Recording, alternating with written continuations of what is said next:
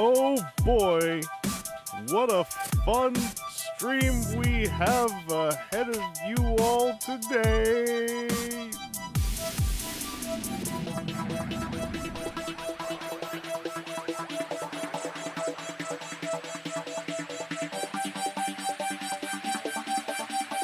Fear not, chicken soup. There will always be the VOD.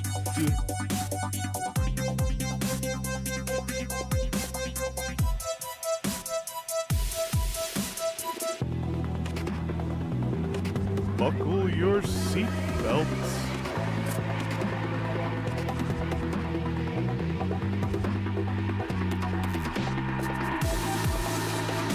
Surprises! Intrigue! What could we be streaming about today? Whatever could the topic be?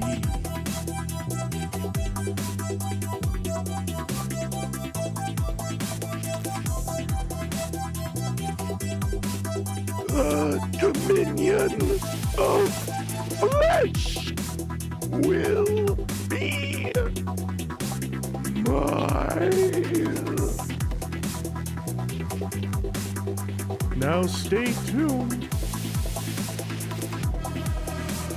We're just about to start.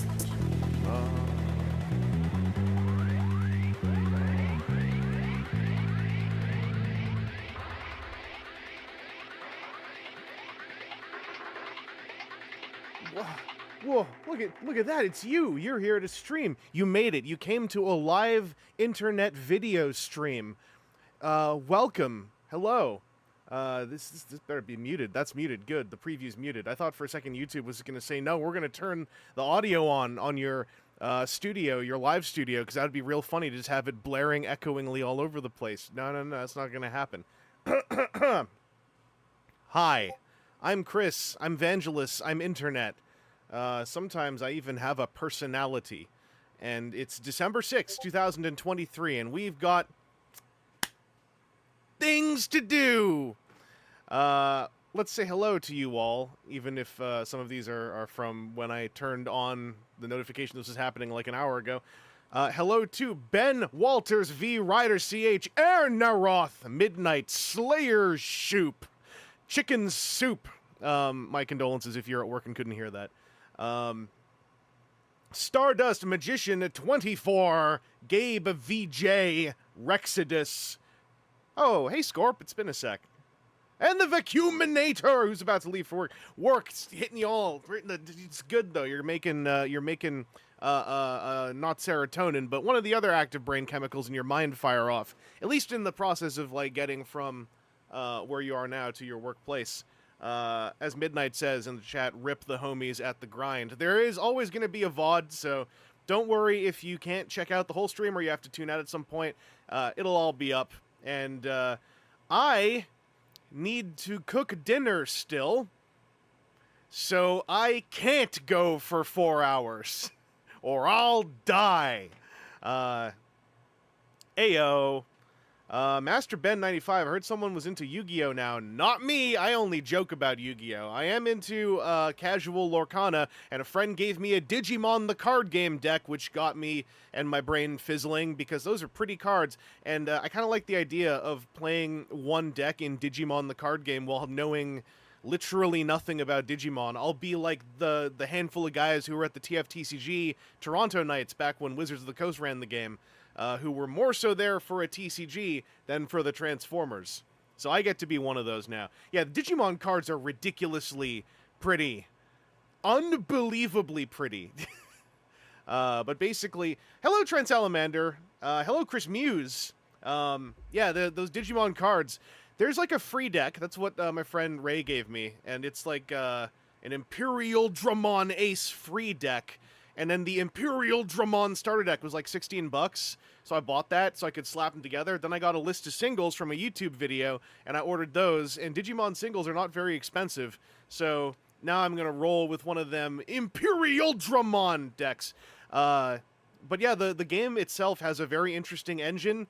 And it's, my understanding is, it's a very power-crept game that as of earlier this year, I think, or late last year, has been maneuvering out of its power-crept state at the cost of most of its first year or two of cards into a direction that seems a little bit more oriented towards bolstering existing archetypes, is my understanding.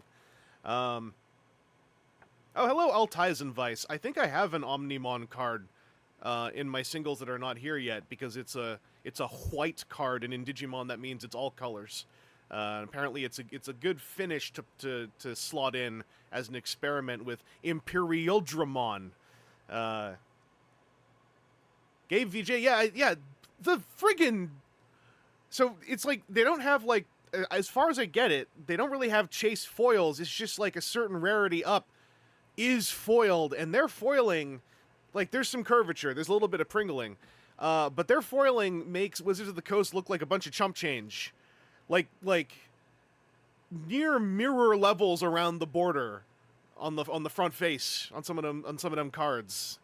Blew my mind. Anyway, what was I saying? Right. Sounds like a Tokyo Kitchen day. It was. But yeah, well, not today. I did stop by Tokyo Kitchen today to get dessert. I got some oh wow. The word just flew out of my brain, and I've said it like 15 times this week. You know, the little rice balls that are on a stick, and there's 4 of them with something sometimes drizzled on top. Dango! I got two soy paste dangos to have for dessert after I eat. But I have to cook a mapo tofu, my BS, that is to say, my artisan bespoke personalized version of mapo tofu. And now you're all saying Dongo and Dango in the chat. I want you all to... You can go back in the VOD. I did not look at the chat when I remembered Dango. You can see it on the screen. If I glanced there, it wasn't there when I said it. So we can figure that out. Hello, Brian. Might be able to see Godzilla -1 this week, but if I don't see it this week, it leaves theaters over here. So I'm not sure if I'll be able to pull it off. How's Digimon compared to Pokemon? I don't know. Someone else told me that it was better Pokemon with some of the weird Pokemon mechanic corners stitched up to be tighter, but I don't know. I've never played the Pokemon card game. But yeah, the point of today's stream is morality. Okay. I'm sure you've all seen. Oh, wait, we got another question here. How's Digimon versus Transformers TCG? I haven't actually played the Digimon card game yet, but it runs different. I dare say I don't think they're comparable, because Transformers TCG is a team versus, or characters versus character parentheses z. It's like a, you know, two sets of characters fighting with a deck of cards that is multi-use and endlessly recycling itself. Digimon is about trying to hit the opponent 6 times 5 of those times there will be a randomized consequence, and there is a whole bunch of like chicanery, and a lot of the game is built around sort of leveling up your creatures, and you don't recycle your deck. The cards are sort of multi-use in that they all have a function if they're in those 5 cards before the 6th death hit, but is very different. I don't really think they're very comparable outside of like your personal taste. They're going Transformers TCG exists in a kind of like weird space because I think that a TCG where you are aiming to kill characters on the board as the win con versus aiming to kill the sort of mysterious effigy of the player themselves is like a little bit less common. Digimon like maybe feels a little closer to Final Fantasy TCG, but Final Fantasy TCG, you're not blowing through a security stack. Every time you hit the opponent, they mill a card, and once they've milled 7 cards into the I've been hit pile, I think it's 7 cards, I might be wrong, but they mill a card as like every time they get hit up until a certain number of cards have been milled, and then they're dead. So it's all a little bit different. People are screaming Digivolve things now. There's a lot of words in the Digimon card game that I kind of had to grok, because I'm running the Imperial Dramon playstyle. There's a bunch of DNA digivolving, and I was like, I can't keep saying all these consonants over and over again, because they're like, when you DNA digivolve, if your Digivolution cards involve this, this, and this, and I'm like, I can't keep saying all these consonant words, so I'm like, I know, I'll go back to being a teenager on MIRC. Japan is better. What do they call it? And then they're like, oh yeah, in Japan it's called Jogress Evolution. And I'm like, that sounds like a portmanteau of 2 different languages, and I don't think that helps me. There's still too many chewable consonants, so I'm just going to deal with it. Does Digimon TCG have a mechanic where you take care of a card version of your Tamagotchi? Yes, there is a separate optional deck, up to 5 cards, that have different card backs called your egg deck. And you have a little spot on your play zone called the breeding zone, where you can flip an egg over into being a little level 2 creature, and then you can start digivolving that creature in the safety of the breeding zone, where no effects that do not name the breeding zone can affect anything in the breeding zone, nor can any Digimon in the midst of being bred actively affect anything outside of the breeding zone until you choose to eject them from the breeding zone into the play area, where they are now ready to begin beating the stack. Yes, eggs go in the breeding zone. Thank you, Trent Salamander. It's pretty... Reading the card rules explain the game rules. Egg deck sounds like innuendo. I don't understand what innuendo is. They could have picked a different word. You know, they could have, but they didn't. So anyway, if you ever get official playmats, there's a little square that says the breeding zone. And I think that's very funny. Much like Disney Lorcana, very fun game if you can actually find any of it. Their version of summoning sickness is called The Ink Hasn't Dried. So a character is unsummon sick when they are dry, specifically. However, there's something implicit there, which means every time you play a character out in Disney Lorcana, they come out wet. So if you're playing, say, a bunch of Disney princesses, then you're like, all right, I'm going to tap 3 ink and play this Ariel wet. I'm going to tap 2 and drop a wet Cinderella. She's sopping and dripping and not ready for action yet. It'll take a turn until she's dry and ready to go. And I'm like, someone had to know. Someone had to know, because I didn't even try to say the thing. I just made the simple logical connection that when they're unsummoned sick, they are, capital D, dry. So I was like, when they're summoned sick, they're wet. And then I kind of looked at my board and I was like, this is very funny. There's lore for Lorcana, by the way. I know. But you're playing an Illumineer, so also every creature you're summoning, every Disney character you're summoning, is not the actual Disney character. It is an ink homunculus that you are globulating out of a giant puddle of ink. That you are sacrificing some ink homunculi pre-birth states into to create a greater puddle of ink to draw more ink homunculi from.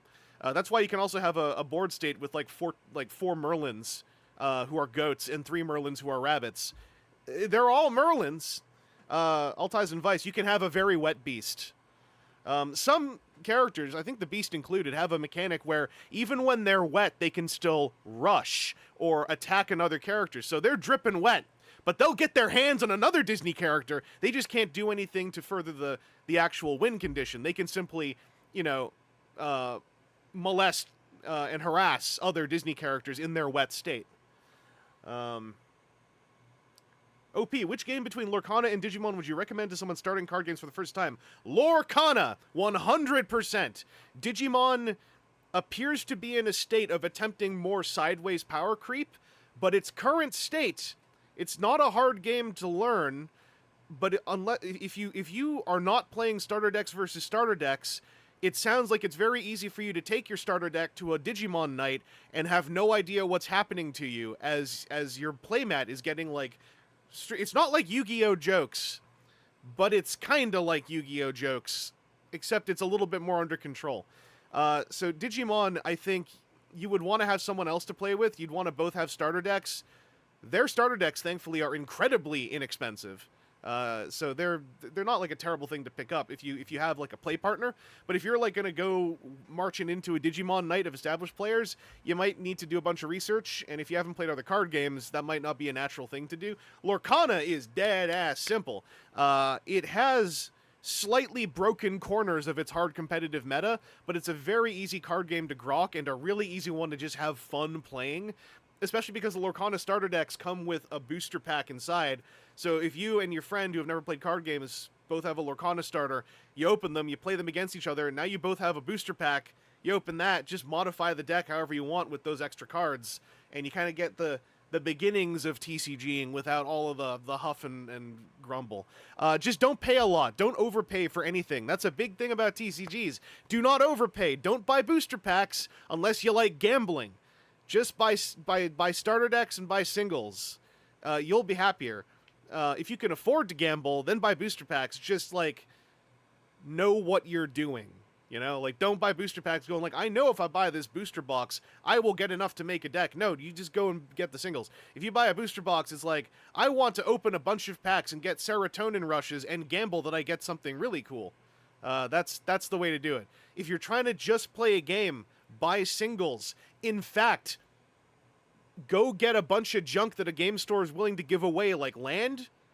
Then go print off card images, cut them out, and sleeve them with those land cards to get an idea of what you want to play if you are really short for money but still want to play these games, but don't want to go digital. Also, there are digital options, mostly unofficial, for a lot of these games. So don't just go and go like, I'm going to start playing a card game by buying a booster box. That's for folks that can spend like $100-$150 without thinking about it. And if that's you, then hey, whatever. But like, yeah, we got that in the chat. Buy singles. We got that in the chat. Proxies equal money saved. Lorcana, I believe, still has a very robust proxy generator and digital client, both fan-made, because during the first wave it was impossible to find any. So, you know, that's also an option. If you'd like to play the Transformers TCG, the whole game is free. There's PDFs of everything. There's an updated Tabletop Simulator mod. There's an updated Octagon mod. I'm going to keep myself on track. But yeah, don't spend lots of money to play TCGs, because that's actually really easy to do without realizing you're doing it. And it does really pollute the experience. Like, Magic the Gathering. I have gotten back into playing Commander. I have a lot of fun with it. Anyone for whom Magic the Gathering has been irrevocably ruined, usually, I don't blame them, because there are lots of ways for Magic the Gathering to be irrevocably ruined for you, and a whole lot of them involve the way the product is actually sold. So, I think it's really important to kind of like wade into TCGs in the most cost-effective and most in service of you kind of way to do it. Like, for instance, if you do get into Magic and you play Commander Nights and someone says, oh, I have a proxy, does anyone mind? You say you don't mind! Like, that's the rule. That's not the rule at a game store, right? But if you're here in this chat, you got it. We have a duty. If someone says, are you guys okay that I proxied this shock land? You say yes! It's okay that you proxied one land instead of spending somewhere between $10 to $30 on that land, depending on whatever the hell shock lands are at. I don't even know. Fetch lands easily $30 to $50. If someone proxies a card, just be nice. If they're trying to cheat with their proxy, it'll be super obvious. And then you just go like, stop. Play for fun. Anyway, I know that folks outside of TCGs, it's very easy, I think, for them to get this faux pas sense built into their brain about what proxies are. And so I really like to actively deconstruct that as much as I can. No, if you want to use a Black Lotus, proxy it. You'll be the arch enemy if you put it on the table. If you ramp up off a Black Lotus and have a plan, the other 3 players will probably just target you. Like that's the lesson I learned of Commander very early, is like, have a plan if you're gonna play a bunch of ramping mana rocks, because if you don't, people will still think you have a plan, and then they're gonna come and start punching you first in mouth with fist. By the way, I just made my 5th Transformers Commander deck. It's Flame War. Finally, Woman Robot has arrived. One of my next ones is gonna be RC, but I finally made a Flame War deck. I finally got into the 2-color Transformers Commanders. She tries to hit lots and has lots of equipment that make big. I only played her a couple times. Didn't go super well, but I had a Nettle Cyst out with 10 artifacts, and then I played a copy artifact to make another Nettle Cyst, and I was ready to equip Flame War to just punch for lethal, but everyone didn't let me. Oh, Scorpelia. I have heard of Grand Archive. It's in that like is that one in the Bandai family? Because there's a whole family of Bandai card games. It's weird. Chris Muse. I ran Pokemon for years. If anyone had proxies, my only rule is if it's okay with your opponent, it's okay with me. Yeah. Anaroth. Entire deck of CGC slab cards. People have done that for 60 card Magic for like the Legacy whatever format. People have done that. Oh, it's independent. Bandai has another one with a name that sounds like that, but I've seen Grand Archive floating around. I've been meaning to build a Megatron deck. I wish Transformers did more interesting things. Living Metals. Yeah, the thing about the Transformers, which took me a while to kind of like, not so much grok, but accept, is basically none of the Transformers were designed to synergize with each other. They just made like 15 different commanders. And the monocolor ones are generally so boring you just want to slot them in the other ones. Like Blitzwing is real, just put him with Megatron. But the 4 tricolor ones are very interesting. You just have to like not build them thinking like it's a Transformers deck. It's like, no, this is Megatron the Wizard. This is Soundwave the Wizard. You know, Goldbug is one of the dual color ones I'm going to do, and that's like, this is Goldbug and basically a humans deck that's aggro, but the trick is Goldbug makes them uncounterable and then makes them indestructible and keeps coming back. But yeah, the really big 5-color Transformers deck with all of them in it is doable, but like you gotta, I mean, you know, I've seen your socials, you know the Magics, so you'll know. But like, if you go in just like, oh, I want to start playing Magic, I'll just make a 5-color deck with all the Transformers. That'll probably be a sort of nightmarish deck to play. Because you'll be struggling to get all of your colors out, resource-wise, and then every Transformer you play will be kind of disparate from all the other ones, and it'll be kind of like trying to keep track of the 4 tricolored Transformers alone in one game would probably overload my brain. Yeah, I don't know why there was no Shattered Glass RC, because they made up a real world of Shattered Glass Slicer who's Shattered Glass Wheeljack, which is super weird. And then Flame War has 2 cards and she looks identical in both of them. So I don't know. I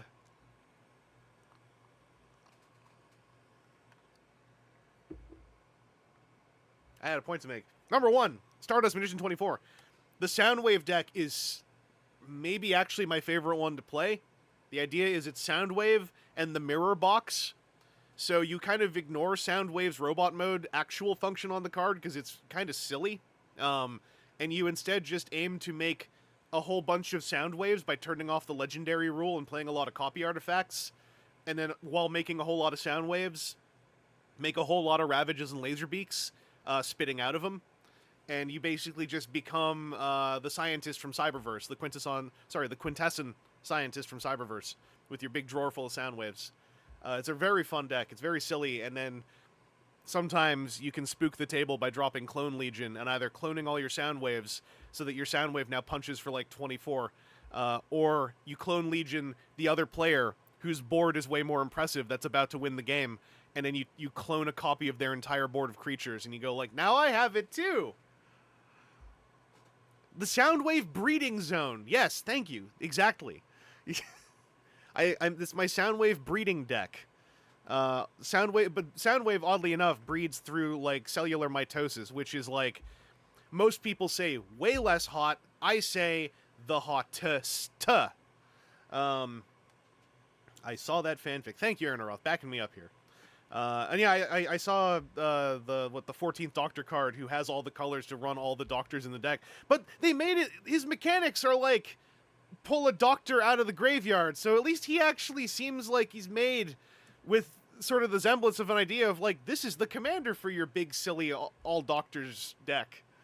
You know, they didn't give us a Transformer for that. And I think they can't. Unless it's like some really deranged robot tribal effect, but like, even then, I don't know. Anyway, to the matter at hand, morality! Morality. Now, I know a bunch of you may be aware that there's Transformers Reactivate toys floating around now, those 2-packs. They showed up in Canada. We know because, as you saw on TFW 2005's newsfeed, X/Twitter user, that toy guy, took photographs of one of those 2-packs. That may actually be youtube.com/@thattoyguy. I got my sources running, trying to figure that out. And so you might think, oh, I bet Vangelis, as a person who's also in Canada, went and morally got one of those Reactivate 2-packs. Who the hell do you think I am? Yeah, you know what? Yeah, we got one. We got one. It's got trouble showing up, so I'm going to leave that mysterious. We got one. We're going to open this up. You think I got this morally? Do you know who I am? I'm the one who debuted the Revenge of the Fallen Scouts first ever ahead of schedule by peeling them out of the underworld of the overseas marketplace. I'm the one who spent almost 50% more than retail price peeling an animated Shockwave out of the marketplace, the evil overseas marketplace, the stolen toys marketplace. You think I'm gonna waltz in here saying I morally bought myself a Reactivate 2-pack before any Americans could? No, because that would put me on the same level as some Canadian like X/Twitter user, that toy guy. No. I went the extra mile. I went very hard. And it's a bit of a story. Because again, you might think, did I walk into GameStop and buy this like a common citizen? No. I tapped into some old connections. Because I saw the train. I saw how the winds were turning. I saw how the trees were swaying and people were, there's a whole new discourse about stolen toys, and are these YouTube reviewers moral in how they are acquiring everything ahead of schedule and getting their first reviews up? Is that deranging the landscape of Transformers fan media making? And I'm sitting there and I'm looking at these greenhorns thinking, I bet you paid more than 150% price for that thing.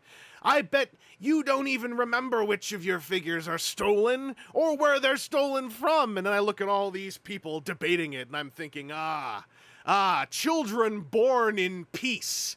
Children who were not born in the smoke and the fires of war. I'm gonna teach them all a little lesson about reality. So I tapped some old connections. I reached deep into the underworld. I didn't just go on eBay. I didn't just hit up some connection. I hit up a connection, and I hit up 2 connections And I didn't just say, you might think, oh, did you try to pull your tenure card, your YouTuber card? Did you say, hey, sell it to me first, I'll pay more than that other guy? No, I said sell it to me first. I said sell it to me first, or I'll kill you! And, you know, that's why I had to go to a second seller, because I think there's maybe one less seller in the world right now, if you know what I mean.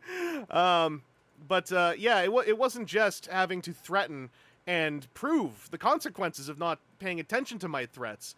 I then had to have the thing shipped over as fast as possible, and we got that thing strapped. We got that thing strapped and shoved up a person to get it on a plane, so it got here in 12 hours, not 24. And by the time it got here, I had to head over to the airport, and then they were like, we have to custom scan this thing. And I said, how many of you are here? It's 2 in the morning. They said, oh, it's a skeleton crew at this airport.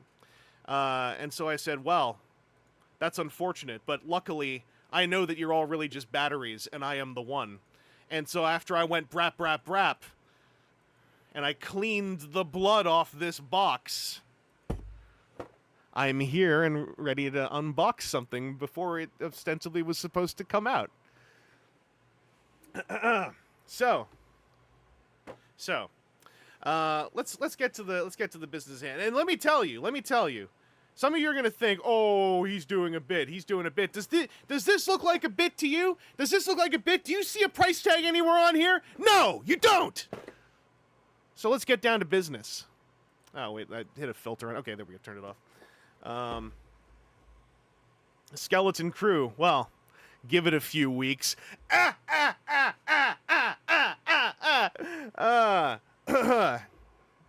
Let's switch cameras. Oh, there we are.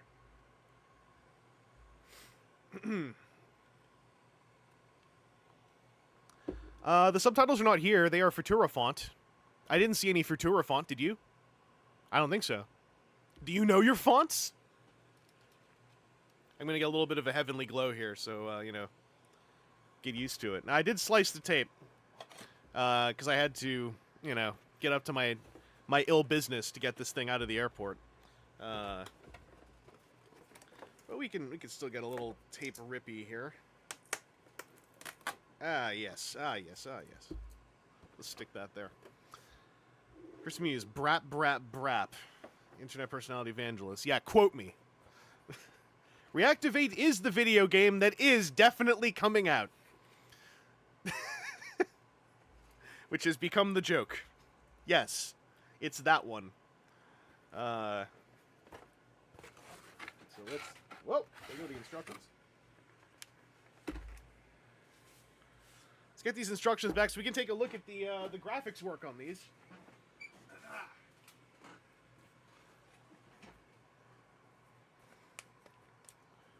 So it's okay. You know, obviously I've seen worse instructions. It's not a bad layout because I can actually tell the difference between the highlighted parts, but these images are also slightly larger than a postage stamp, which is not helpful.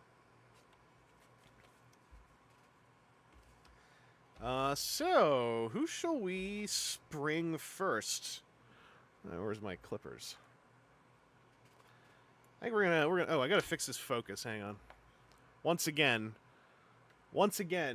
it does not remember what my focus settings were, it just decides to reset to an autofocus that don't work. So I gotta drag this over here.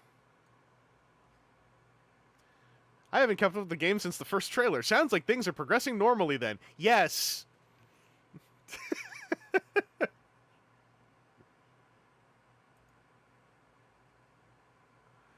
Love how Hasbro's all plastic-free packaging except when it isn't. I don't know. Yeah, Why couldn't we keep the paper twist ties? They are strictly better than the plastic ones. You focus. You are on auto. Okay.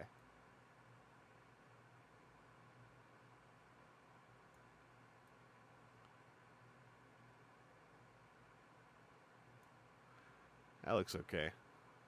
Let's lock this exposure too. We'll give that a try.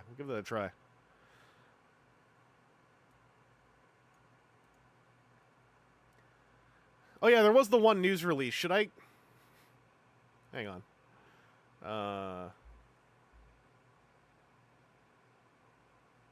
Oh, where is... I can't remember where they posted it now. And my keyboard is behind everything. Hang on a second. Scooch in there. Nope, not Twiff. That went badly. That's the Wing Factory, apparently. There we go.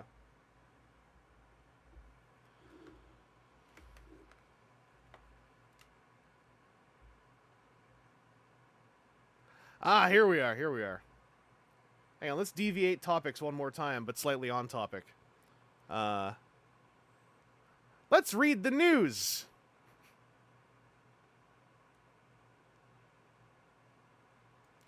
Alright, Transformers Reactivate's big update. Incoming transmission from Teletran 1. We know that everyone has been patiently waiting for updates on Transformers Reactivate. However, we won't be revealing any new content this year. Your passion and enthusiasm powers our mission to create the Transformers game fans have been waiting for, and we've now shifted to developing the game in Unreal Engine 5. Stay tuned for exciting reveals and epic developments in 2024. Autobots roll out.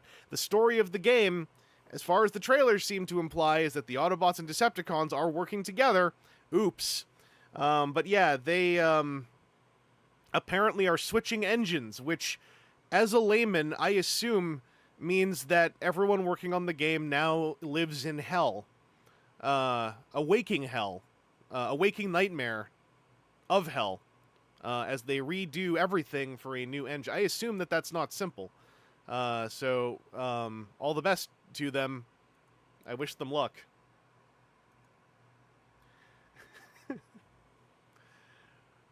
Oh.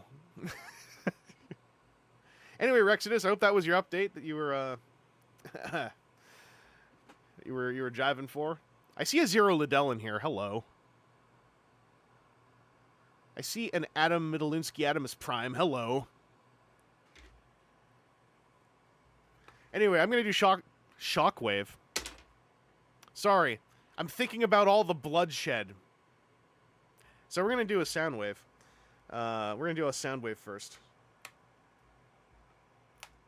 Because Soundwave and Bumblebee are the two figures who were, if I recall correctly, digitally stretched in their stock photography to look as tall as what they were packaged with. Which meant that they looked kind of funny in the digital stock photography.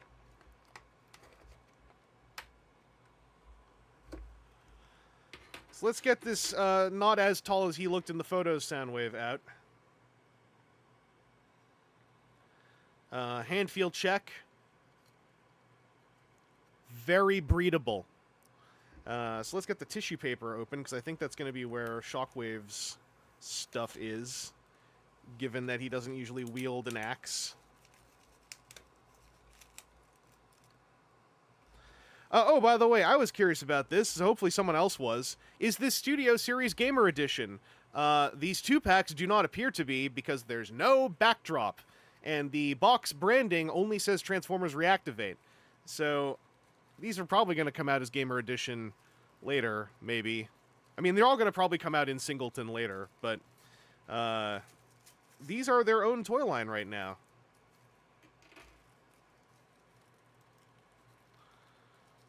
Please never use the phrase very breedable outside the bedroom again. Well, intellectual checkmate. Where do you think I'm streaming from?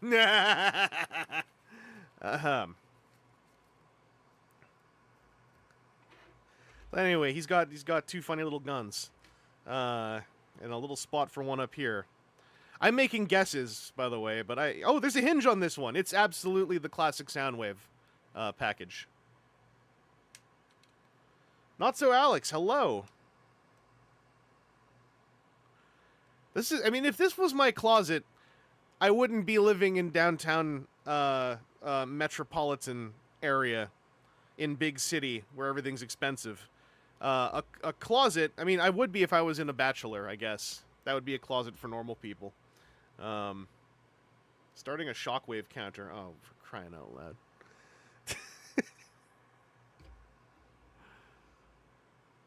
His gun is so small. Well, you know. It's, what do you call it? It packs a punch. It's agile. How's the articulation feeling here? We got a little bit of everything. That's, is that a ball socket? The shoulder is a ball socket with a cut in the top. So you can do the classic Soundwave, alt mode. Thank goodness. Chunkier head than Soundwave usually has. It's got some greeb. It sort of seems in between, like, I would call this just a video game Soundwave. It's G1 Soundwave, more greeble so that they can render more shading, art words.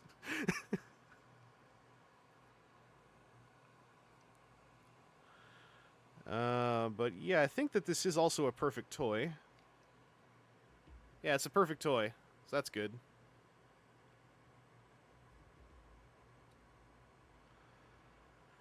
JCC2224, what was up with Bradley from Ultimate Toy Reviews all those years ago? Bradley was ahead of the game. Bradley was basically like, probably the only toy reviewer in the industry that I would say has actually ascended to a physical light form, as we all hope to eventually. Ray tracing and whatnot, yeah. By the way, this neck ball socket, look at this. That's a ball socket, but this dude can look up. Can he tilt? Not much tilt, but there's a lot of up. I like this. Because he's, you know, he's a little hench. So I think it fits. I like that the hench looks like an actual backpack, too. It's not, like, humping into his spine. It feels like this is a person. Is there a wrist swivel? I think there was, because I think I used it. Yeah, there's wrist swivel. That waist has a soft lock detent right there. But otherwise, it's smooth. We got that pelvis trick. I was wondering how the skirts would work. I like this trick because it means they can just boot. And we got us nice knee crunch. That goes past 90 degrees. I like this. That's tight. Yeah, Slayer Shoop, humping into his spine and not the breeding zone. The ankle tilts are, I think, hinged. Yeah, these are hinged. I kind of, they don't break the, like, you know, there's a hole there, but I thought the hole would be bigger. That's kind of cool. It doesn't go forward and backwards. So, yeah, this is feeling solid for, like, what we're assuming to be a deluxe articulation. Can he ride or kick? I mean, absolutely. I like how the wheel fits in his leg. Yeah, that's kind of sick. It looks like a shin. Let's see if we... I think he can ride or kick, because he's got the knee curl for it.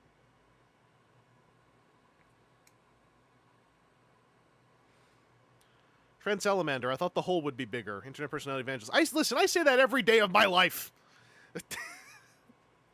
Yeah, ride or kick confirmed.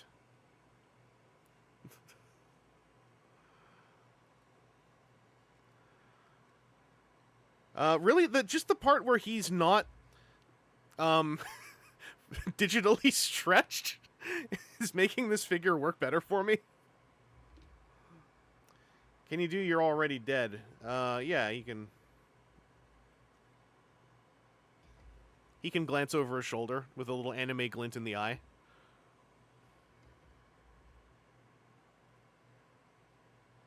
I'm going to try to transform him. Let's go. I think you got to take these things off. I'm just going to assume you got to take these things off.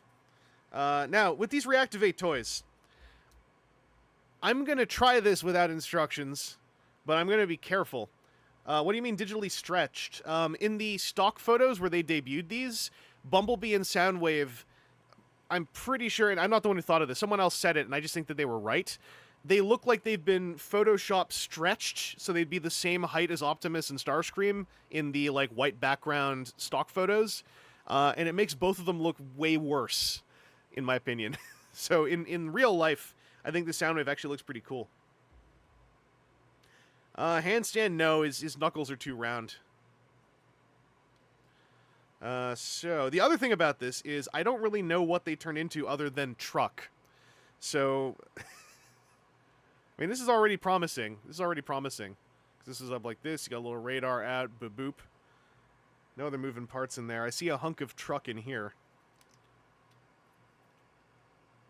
Oh, he's stretch. See, this is what he looked like in the digital photography, which is just ridiculous, right? Okay, I think I see how the truck mode works. That's kind of cool. Does this rotate?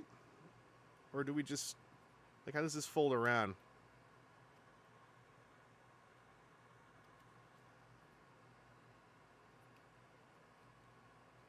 And do I do the arms first or last?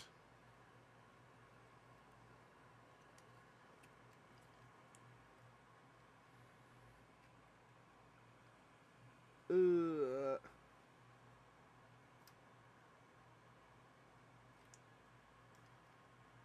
I feel like this wants to be on the other side, but I don't see how it does. Oh, wait a second.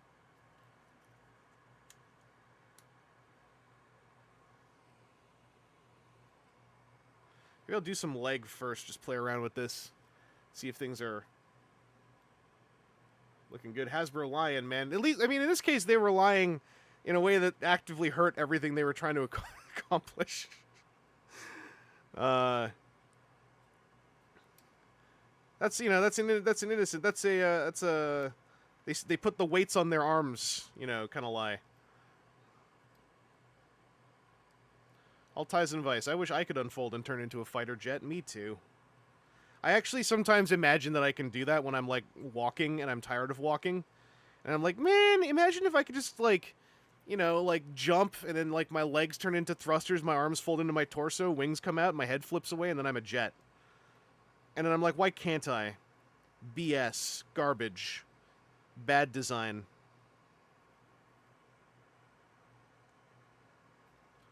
I am so super missing something here.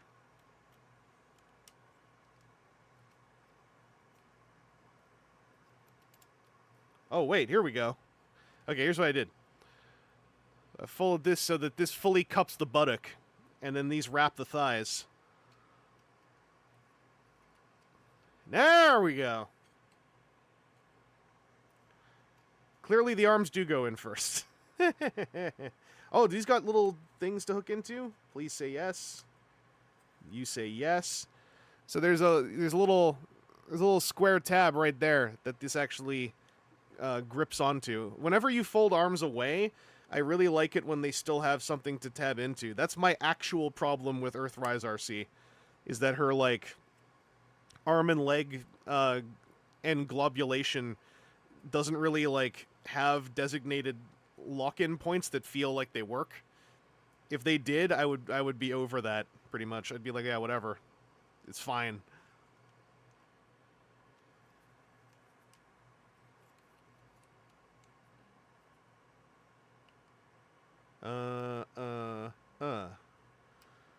So the feet don't go in there right now. Okay, there's just a spot. Oh, that tab's in there. Oh, wait. The legs do that little asymmetrical thing. Okay.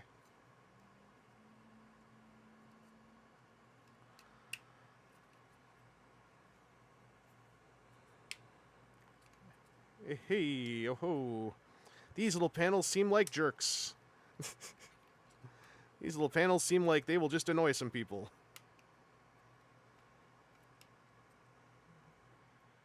I think the feet actually tab into a T-bar in here.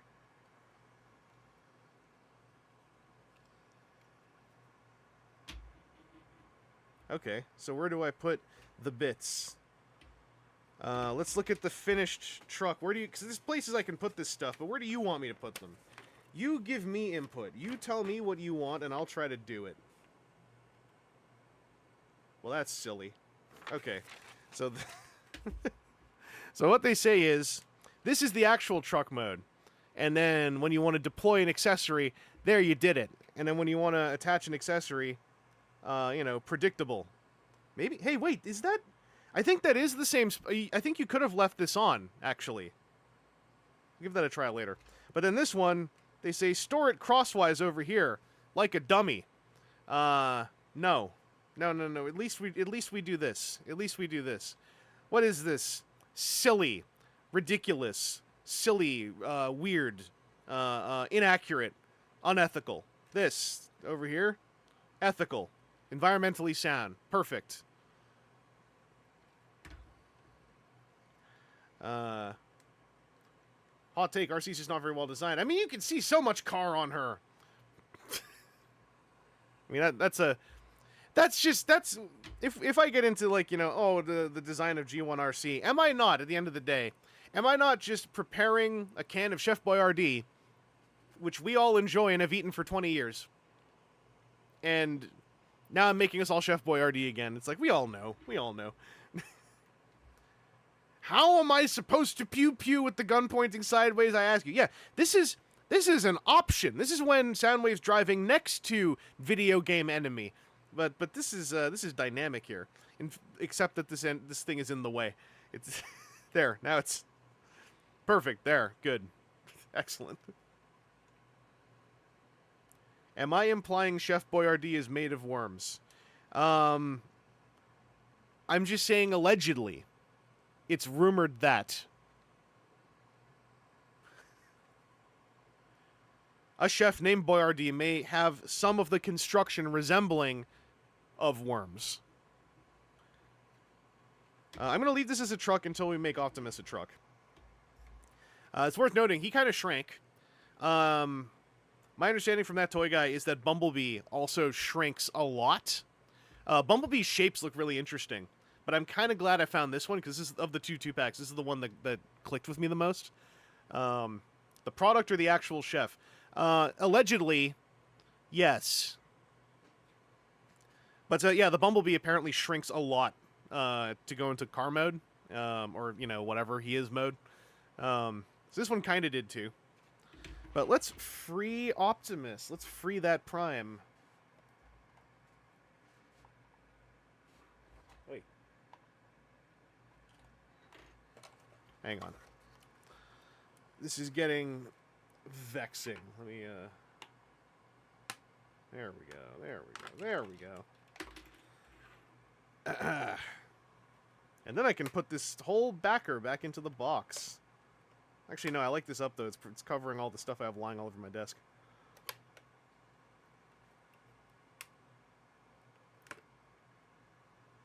Are you free?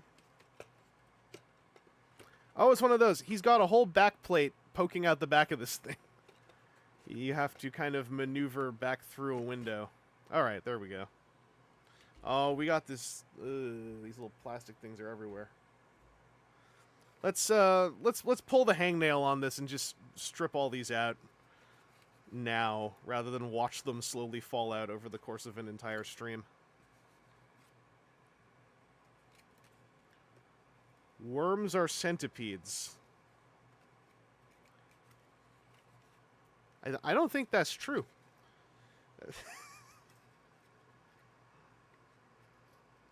I question that statement. Cite your evidence.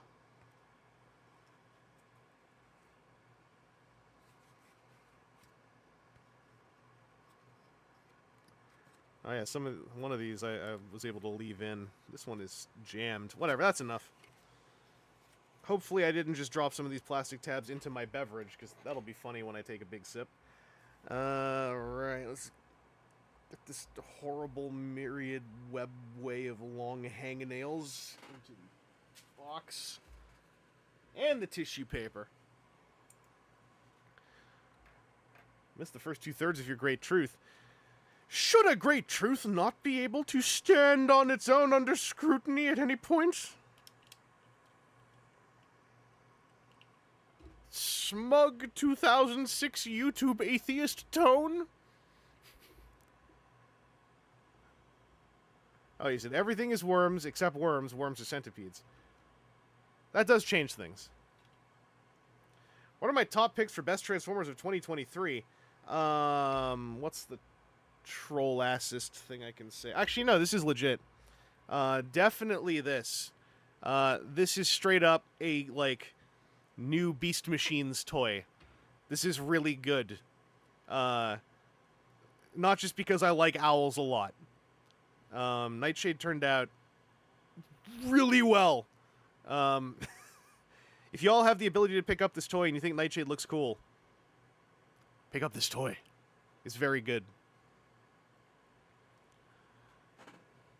I'm trying to remember if some of these other ones came out this year or not. I don't know. Lots of good stuff came out this year, I think. 'Cause I got Studio Series Hot Rod, the movie one. I think this is really good too, but I think this came out last year, and I just didn't get it till this year. So, you know. I'm bad at making those kind of ranking lists. I've decided I'm going to start dabbling in ranking lists, but I'm going to just invite other people onto stream to do the rankings for me. Don't tell them I said that. Tell them that it's you know, a fully equal collab, and like, oh, you should collaborate with Vangelis on stream because it's going to be really fruitful and very thought-provoking, so that they can do all my work.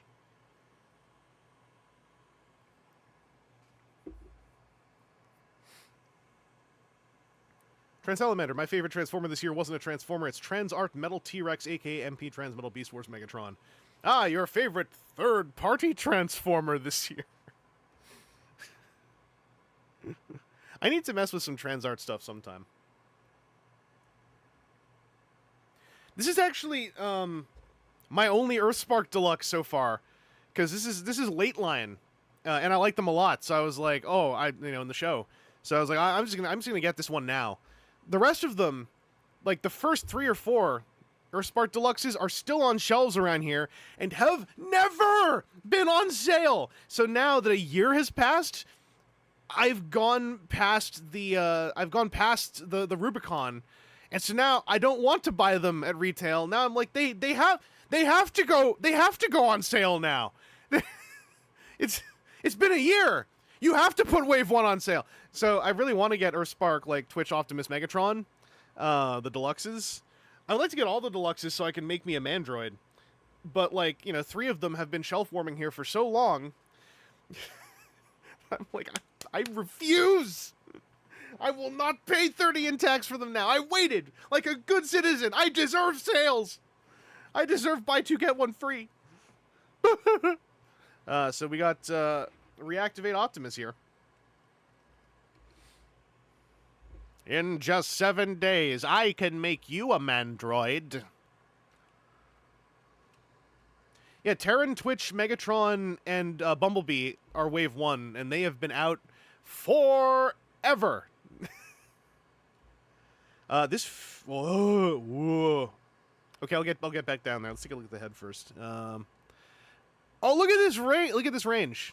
He actually can tilt, and he can go up down. That's a good ball socket. Toy Guy told me that on his, the head needed to kind of be pushed back into place on the ball socket. This feels right, so I'm assuming mine's all right. Then we got, like, this feels like buttery thick. This feels like a milkshake joint in a good way. Freaking hand feel on these joints. It's like, okay, now show me your outward. You know, like, the thickness changes from kind of like, this got some mouth feel. You can chew on this one, and then this one's like, all right, you did your hard work. Here's your treat. That just comes out like, it's resisting the whole way, but it's not fighting. It's milkshake smooth. Same thing on this bicep swivel. There's some implied detenting on this elbow. It feels a little bit like a soft baked chocolate chip cookie. Regular wrist swivels, unremarkable. Good thing that they're there. That's a normal waist joint. That actually feels very different. It just feels like a toy now. But these hips, I tried these already. Like that's, and it goes forward just a little bit. Just a little touch, and then this friggin' knee curl. Oh, these feel like milk tea milkshake smooth. The forward, backward specifically, and the knee bend. It's like they're on like a friggin'. How do you put this? That clicks in. Okay, so the knees. There's actually a tab there that clicks in.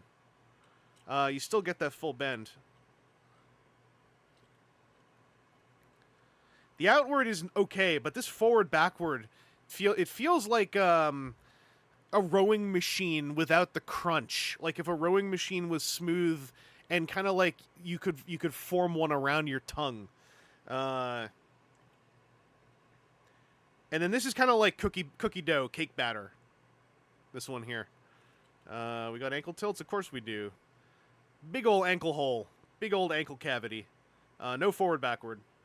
One thing I did here, highway to the breeding zone, is the back of this Optimus Prime. The Soundwave kind of was doing this, but this being the Voyager one, I really see it. Look at how much stuff is filling in stuff. This feels like big boy thick. Didn't walk into GameStop, broke into GameStop, and stole it from us as it should be. Yeah, correct. Correct. It arrived wet, now it's dry, and Evangelist can open it. I didn't wait. Yeah, girthy. When I grope this Optimus, I'm like, ugh! Yes! Grippable! And breedable! Yes! Oh, don't look at that. Actually curious how this is... Oh, that explains that. Okay. Does he have Matrix? He does. Even these! There's like... It's kind of thocky. It's a little bit of thock when it hits the outer end. A little bit of a thocky snap. And how do we get this Matrix at? Oh, is it going to shoot at me? Okay, there we go. So can he hold this Matrix in any way, shape, or form? No. These are meatball hands. He ain't holding this thing.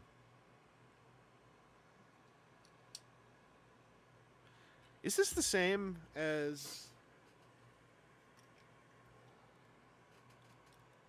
Excuse me. Oh, wait, right. You're a better toy because you don't try to accommodate this. I was just looking at Studio Series 86 Hot Rod, which is a very good toy that I like. Anyway, I can't tell if this is that same Matrix they always use now. I mean, who cares? Why am I even looking up whether this is the same one? Somebody who runs a wiki can do that. I don't run a wiki. I simply call for edits on one. By the way, the head design on this, very tall ears. In person, it has a little bit of a special something. Also, the eyes are painted very bright blue. You can't really tell on this web camera. But they are painted very bright blue in there. Thread the smokestacks through the gaps in the Matrix. I mean, I think I could. V-Rider, I'd be okay if the game just didn't come out because the figures are great. Kinda same. I'm not saying I don't want it to come out. I don't think either of us are. But, like...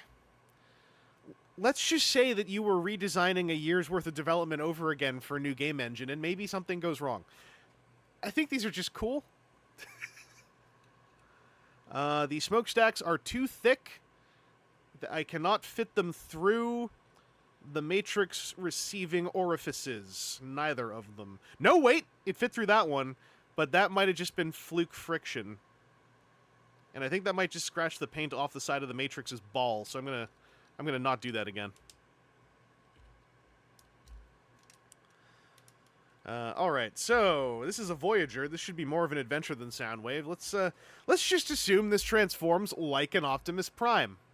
I did this, but you could only see it in the one. I said, like an Optimus Prime.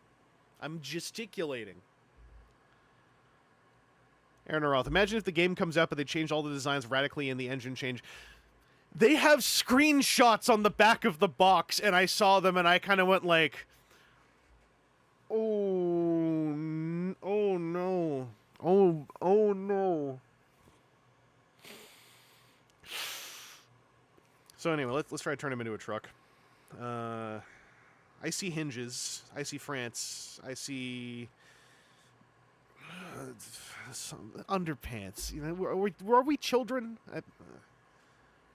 Anyway, this thing I had to tab into the back when I pulled him out of the cardboard backer, so I know this double hinges because there's, you can see the little square tab there that goes into some square holes in there. This is a framework. Whoop! Whoop! It keeps going! Hang on, there's more. Oh! Okay, don't just go for a fingernail flick on that. You gotta use 2.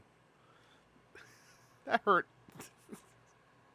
Okay, so Optimus Prime, like like Go Prime from Transformers Go, can deploy his tail so that smaller Transformers have an easy access to his spinal cavity. I like that he has a jetpack and doesn't need side swipes. He's a scorpion. No. All right, so I did the thing where you just move every part that you know moves. So let's keep doing that. This is a very stiff toy. Like, oh my god.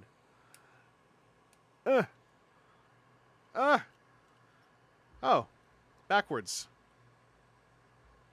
It's one of those.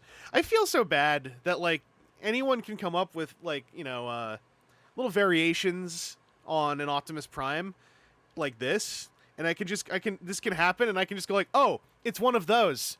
Because, like, every Optimus Prime transformation is now just, like, pastiches of the 15 other major Optimus Prime transformation genuses that are out there. And you know what? That's fine, because they're all trying to turn him into a truck that looks kind of the same.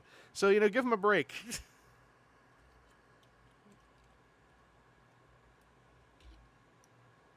Robot Lorekeeper, the Reactivate 2-packs have shown up at Canadian GameStops specifically. Most of them, I think, went to pre-orders. I stole mine, and hang on a second. Hang on. In my case, I used black market connections to make sure that I stole mine and involved the loss of human life in order to get a hold of it. So, I did things true way, old way. I did things the old ways, the good ways, the hard ways. Not like these children on YouTube. In case you weren't here earlier.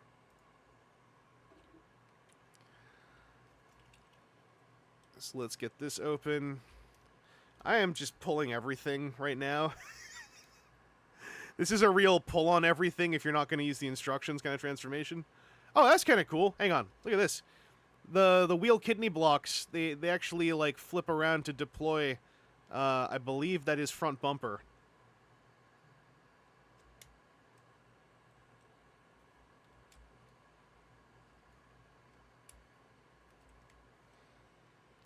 But, you know, you can also kind of see what's happening, right? Like I can, you know? We all have that Transformer sickness where we look at an Optimus Prime in this shape and go, ah, yes, the classic number 3. What's your thoughts on digital stretching? Do you think it qualifies as false advertising?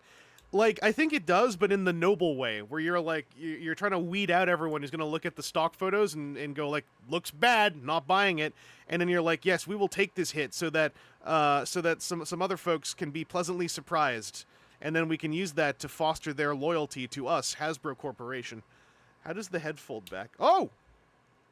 It's just on a big panel. Okay. So I feel like I need to start shoring up some of this and leaving some space open before I start going hog full wild on everything here. There's definitely an order of operations that I have not followed in the least.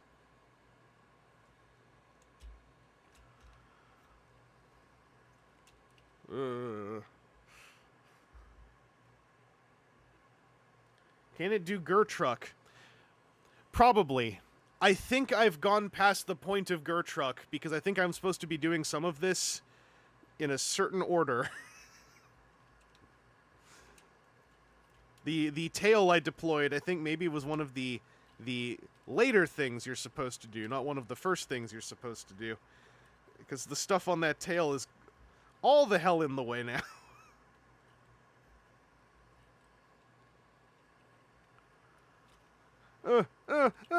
Okay, here we go. Oh, I've made a nightmare for myself. Let me be real, though. I'm going to be real with y'all for a second while I sort this out. I think there are some times, folks, and I do not begrudge them. I simply ask for, you know, moments of personal clarity, where they will just dive in, you know, instruction list. They'll get to a point like this, and then they will go onto a social media at this point and go like, well, you know, gonna be honest, hot take, transformation's kind of rough on this thing. And then I kind of go like, you know what though, it could be. Or did you make a bed for yourself like I am right now? And maybe the transformation is a bit rough, but also maybe you made a bed for yourself that you're lying in at the moment. And maybe we gotta be real with each other here for a sec. I think you do this step at the end. I am gonna leave these legs alone. A lot of people, besides my prime, a lot of people, I get guff every time I crack open instructions first thing. They're like, oh, you're losing part of the challenge. And I'm like, dog, I am, but also, especially if it's like, once we're into like generations now and always masterpiece, I'm like, there could be failure points on this toy if I don't follow the instructions. Things could break. And much as I would love to say that's the toy's fault, it also probably is mine. I'm going to fold these fists around because I think that they take up less space like this. Yeah, you see what I mean? Like, I think that you have to spin the fist 180 so you have knuckle out so that you have more room over here. Because they got that thumb chunk. This would have been easier to do when these were arms. But we manage!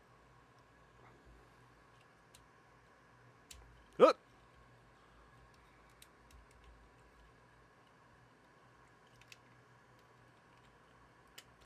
And I'll say, I'm not trying to say, oh, I'm so much more clever than every other Transformers fan. It's just that, like, sometimes you'll hear a certain feedback, and then in my case, I kind of go like, I think you should try with the instructions once first.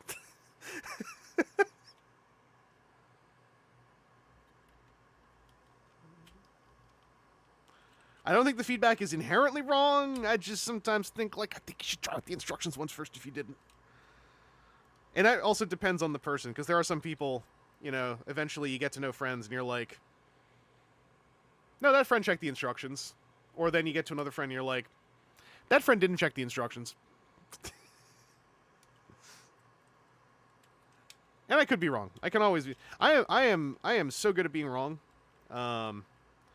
But I find a certain joy in that. Ugh. Also, I think all my swiveling of the fist didn't do anything. I just had to flex things outwards. Is tab in under there at all? I do not see a hole. So no, I don't think it does. Oh, it goes in front. There we go.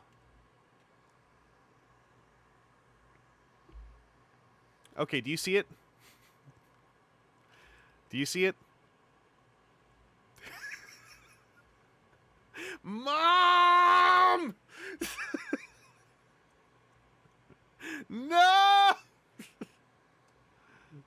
You see it? You see what happened? Right here, right? This is my fault. Right? This is... Set the example. Set the example here.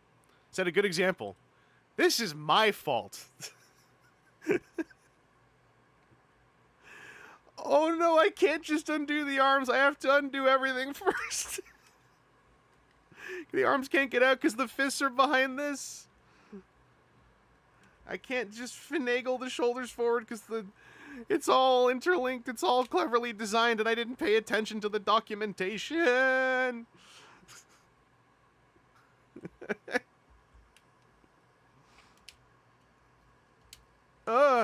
Okay. Hot gamer tip. Do that first. Or you'll be in for a nasty surprise.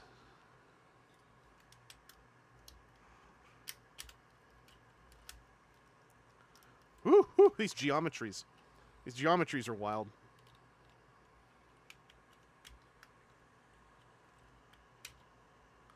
Oi, oi, oi.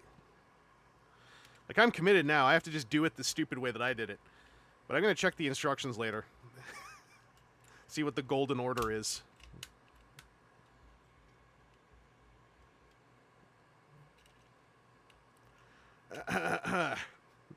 There we go. There we go. Yeah, there we go. Oh, hey, wait a second. Anaroth. Yes.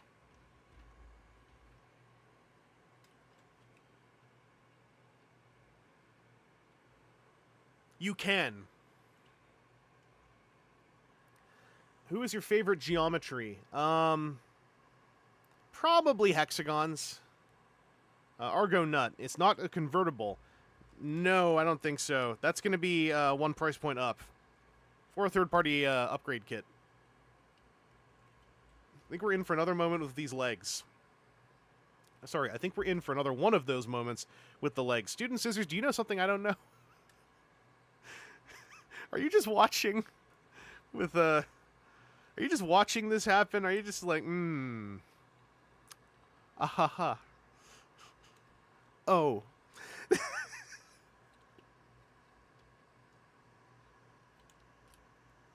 I see. Oh no, you're right. How though? What did it... Oh no. Oh no. I think I know how. But maybe not. I haven't seen a picture of what the truck mode actually looks like in full. Oh no. But also, oh no. I think we're all watching this. No, we're not! Oh my god, you do the legs first. Okay, let's see. Let's see. In the greater scheme of things. What order are they doing this in? They did the legs first. They did the legs way before... Okay. Listen, the streamer audiences... Every time I do this, someone is like, oh, we're doing this with instructions, are we? Every single time. So I think, hey, this is the hot freshness. This is the hot freshness. Let's do a little treat. Let's do a little snack, a little treat for everyone. Let's go instructionless. Let's go full low hang. You know, let's just let it fly. This is what I get for trying to be nice.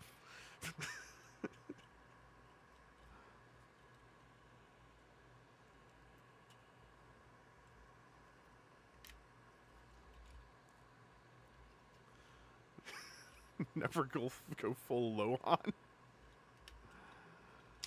It's all right. It's fine. I like this. Actually, I'm happy about this. Actually, I think this is fun. I like this. Yeah. Uh-huh. Yeah. Think I'm small time. I'm not into this kind of thing. I was into this before I was born. What the hell do you do with these legs? Oh. Oh.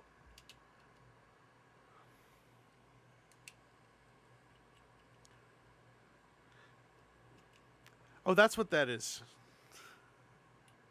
Okay, none of you thought... Unless you saw how this works, right? Unless you saw how this works, none of you thought that's what was going to happen. Not... And if you say yes, you're a liar. You're a massive liar. So as we all know, very clever trick this thing does. So it actually folds around on itself and tabs in there. It's very, very clever. Any simpleton could figure this out. Huh. Heh.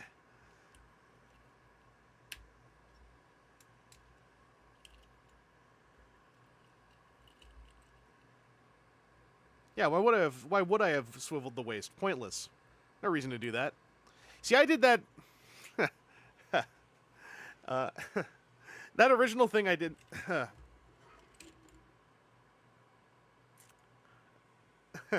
That original thing I did was to show you all that you can do a truck walk mode, but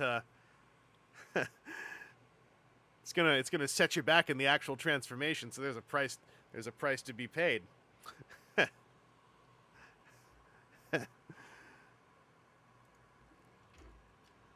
Let's make our way over to that truck mode. It's been a little while. Been at this for a second.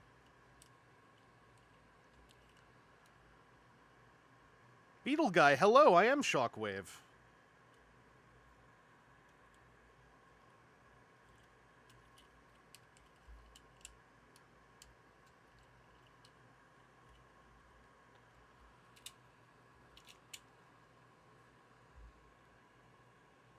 Tabbed. Oh, look at that. That actually forms like a full structure now. It's not just like a chaotic glump thing.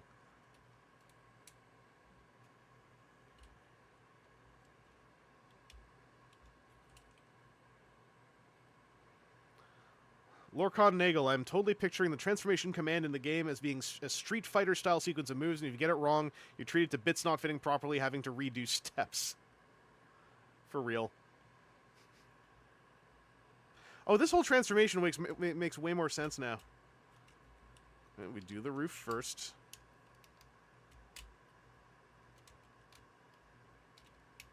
I like how the whole transformation, all the parts are gliding into place now, too. Like, they're just, like, looking at me like, dummy. I'm gonna see if you could leave these fists in their original position, just as a last little test. Because I think you can. You can.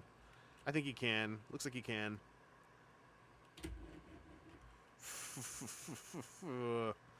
That's a satisfying truck shape. I kind of like how like this evades the thing of having feet sticking off the back, because like the feet secretly form this central truck testicle between these two rocket boosters.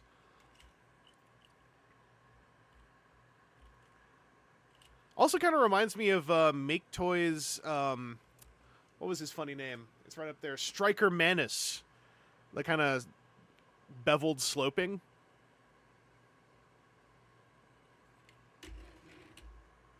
Here's the question, though. Where are the holes to stick things?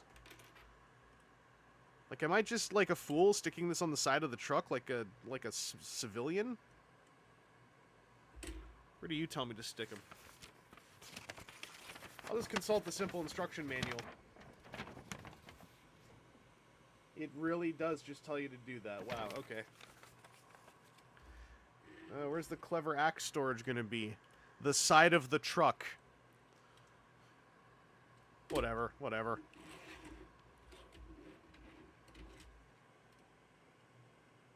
Okay, I kind of like that scaling, actually. I was curious how I'd feel about this.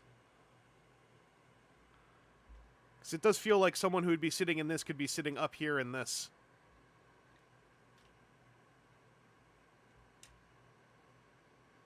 Yeah, Sideswipe Prime, that foot trick is kind of... It's kind of dope.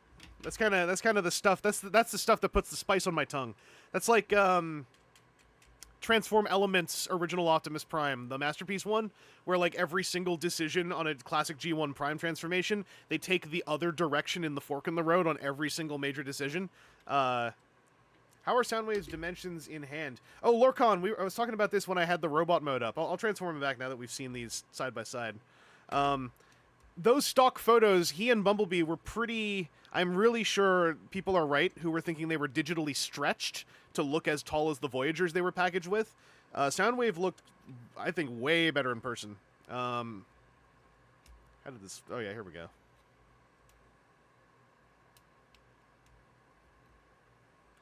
As you can see, he's a little bit stretched out still, but, like, this is a pretty good Soundwave, in my opinion. Like, beautiful robot mode. That's a joke. I'm doing a bit. Oh, that's cool. I see now. Okay. So this is the way it is in vehicle mode. So this opens to let the wheel fold in, and then this little tab now goes into a slot there to like make it intentional.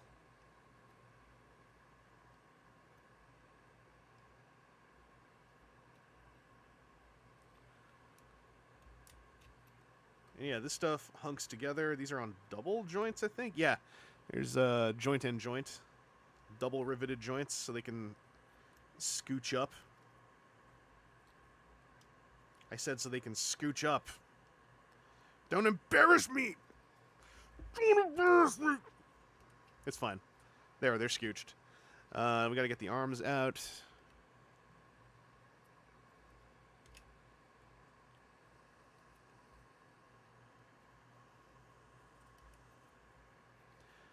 So this is kind of cool, too. There's double hinging with a little jigsaw connection, so this just eats the front windshield.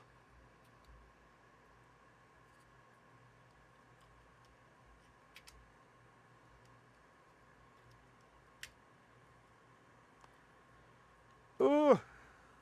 I didn't look at how this all fit together when I was transforming it the first time, and now I'm being taught regret.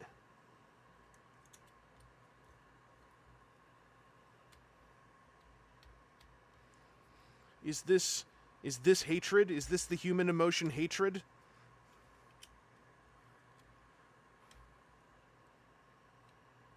It is the only way that an artificial intelligence can advance. Oh, that tab's in there! That's really satisfying.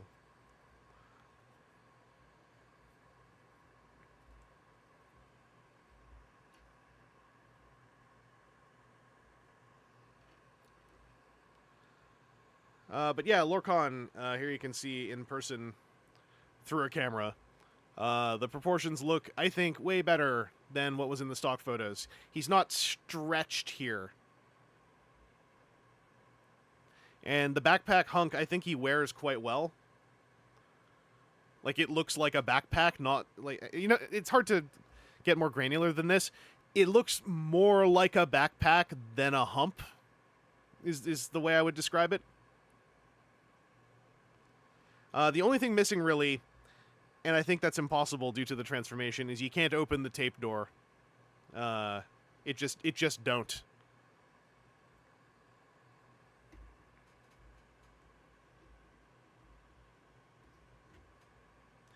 We get you into a little bit more of a...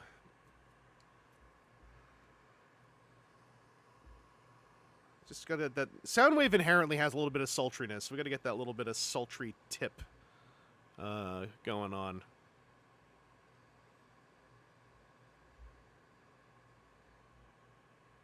There we go.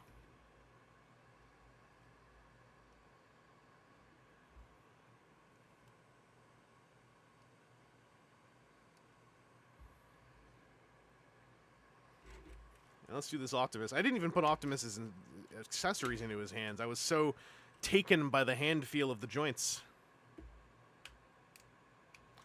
So there's, I think, a very logical way that this thing can work, which is kind of satisfying now that I've done it once. Cyberverse Soundwave is hot, kind of like objectively. If someone's like, "Oh wow, you said it," it's like, you know, tell them to calm down.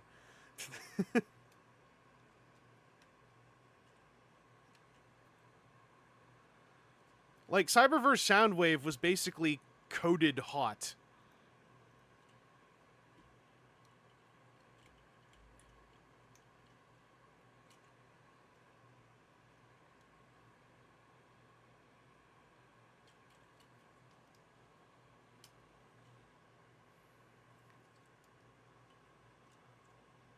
Oh, that's neat.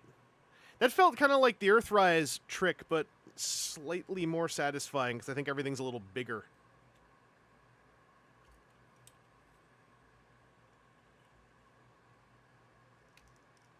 Oh! There's actually a little detent click. Goes here and then listen. Well, you can't hear it, but... Ah! Okay. We're back. We're back.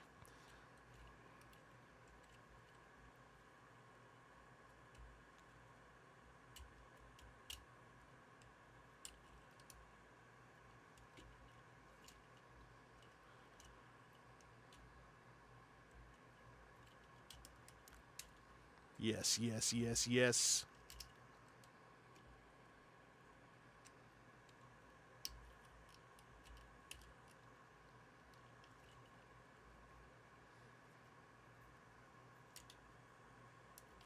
Friggin' just keep folding. Just keep on folding. This went up, right?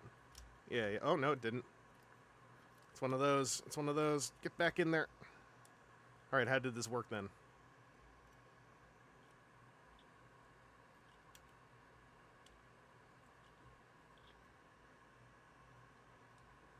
I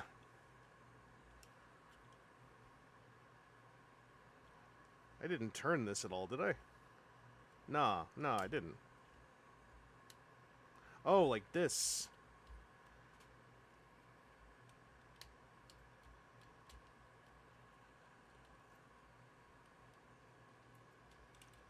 Just pressing these two tabs in, making sure they get in nice and tight. Oh, and then there's two tab slots up in here, too! There we go. Everything on this just, like, works slightly different, and I like that.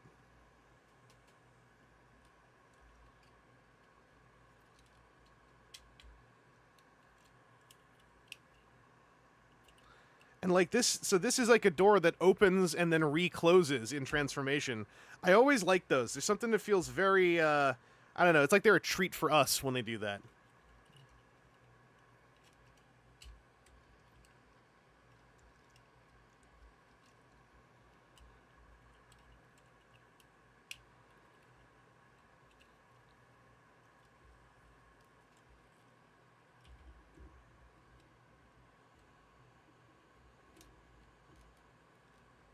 Oh man, I still want to get Gamer Edition Optimus. I still haven't found one. I would like to still pick one of those up sometime, but this is already feeling like, I don't know, more bold in some ways. Like, look at that backpack even. Yeah, it is a jetpack. Aaron Roth had mentioned before he doesn't even need Sideswipe. Correct. And we got 5mm ports here. You can just stick the gun over here. Stick the axe on there. It's nice to have a Prime that isn't, like, mostly legs. I see what you mean. So here's how the axe works. It's just one of these, like, things you kind of just clip over the hand. Don't look. The gun is extremely large and has a peg on the side as well. Well, not large, but long. It's a very long gun. It's got that penetrator vibe.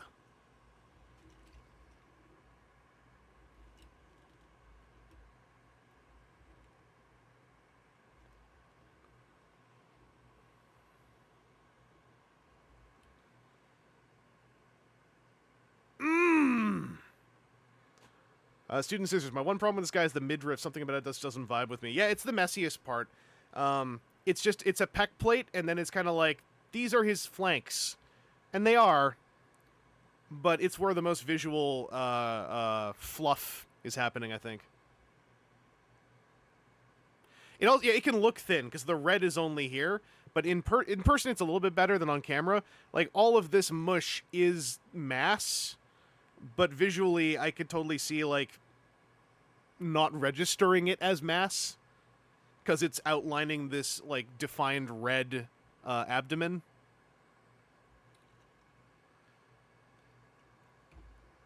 But yeah, I'm really into this 2-pack. I was thinking Soundwave was going to be like, I like him, but no one else does, and it's fine. But like, Soundwave turned out better than I thought.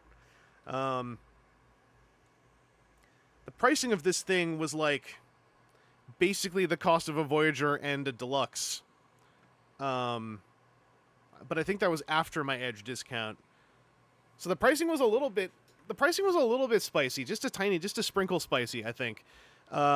These, especially this Optimus, feels like, you know, the kind of frustrating phrase I like to use, feels a little Voyager plus-ish. I'm very curious if these do come out in single packs, if it is just going to be delineated as Voyager and Deluxe, because this feels like a deal for Voyager. This feels like just like a Deluxe.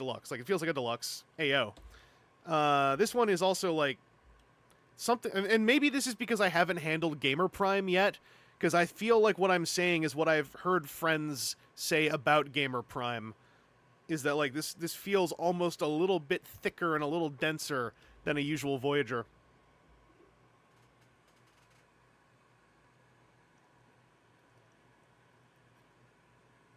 That's a slice of lemon. But yeah, boy howdy, I'm kind of into this. Now I kind of want the Bumblebee Starscream 2-pack. Somehow that's that toy guy's fault, though, not mine. I have no personal responsibility, and I'm the victim. Robot Lorekeeper, I like long Optimus guns because it feels like a proper counterpart to a fusion cannon. Yeah, because fusion cannons usually kind of bulbous, kind of fat, double hand grippable. I see what you mean. Ooh, it's actually kind of loose in here. I wonder if it's the case on the other hand.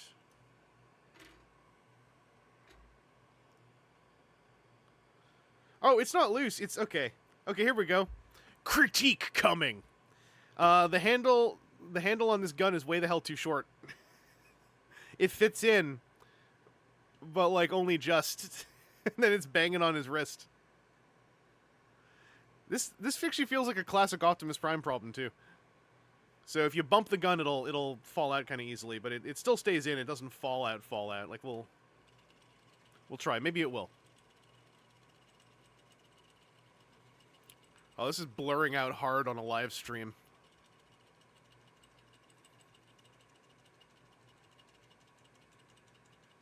Well, gun is not falling out.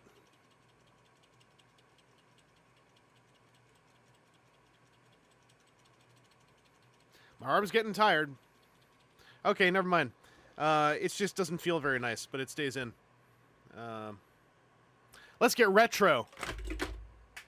Now the gun fell out.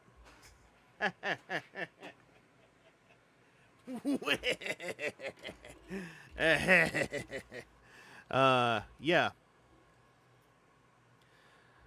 So that was fun. I like these a bunch. This feels like a fun desk Optimus. This kind of feels, it's not. You'll probably disagree with me. But this actually is very much making me feel like, finally, new Classics Optimus. You know, like 06 Classics Optimus. For some reason, I'm, like, feeling a little bit of, like, a similar vibe between that one and this one. I definitely like this more than the, Studio Series 30 whatever Bumblebee Optimus Prime, because my copy of that, the legs don't work very well at all. And I don't have Gamer Optimus, so I might still like Gamer Optimus a bit more if I ever manage to find one. But this is really tickling the little 2006 Classics Optimus Prime bone, like, specifically. And, as I mentioned before, I also am honestly getting a Striker Manus vibe off of this. Striker Manus? Yeah, Striker Manus. The Make Toys Optimus Prime from Cross Dimension. I don't think it's reasonable to go like, oh damn, they must have cited that as a reference. Like, it might have happened, but I think it might just be sort of creative happenstance. But this has some real Striker Manus vibes. It's the harshness of some of the edges. But yeah, this, I mean, you know, trying to use my my empathy, my Will Graham empathy to think about what the serial killers would think. I could see, you know, this visual here in the midriff is kind of messy. This is a very hard edges Optimus Prime. If you don't like hard edges, you want something a little bit more, not soft, but, you know, a little bit more curvatured, a little bit more friendly. This is not like a friendly looking Optimus. And the front bumper is Mad Max territory, and that can totally bounce off some folks.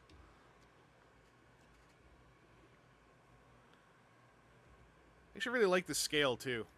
And also, the fun thing about these 2-packs is, again, as far as I know, whatever lore does exist for these games is that they're all working on the same team. So you can use these 2-packs and just, like, have them buddy up against whatever you want. How's the hand feel? Oh, Darian Montez. I was making noises off Optimus Prime's hand feel. That stuff was... I can do... like, I think... Let's see if it survived the transformation. Oh! Yeah. Yeah. Yep. Yeah.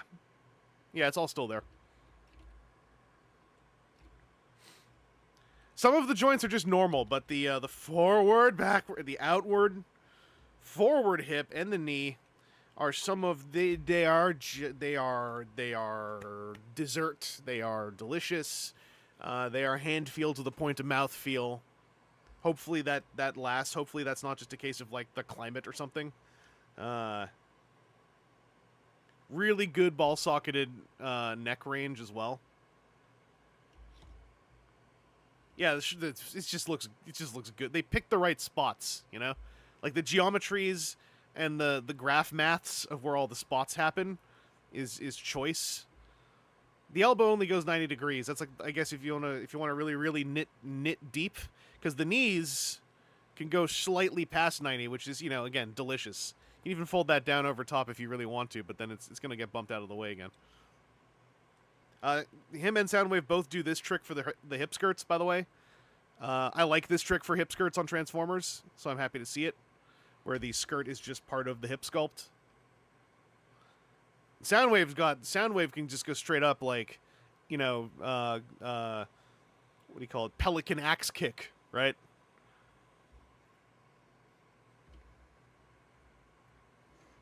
And we didn't do the proper test with Prime. Let's see how good... I mean, I'm pretty sure you can pull off a decent one. It's going to be a chunky one, but it'll be decent.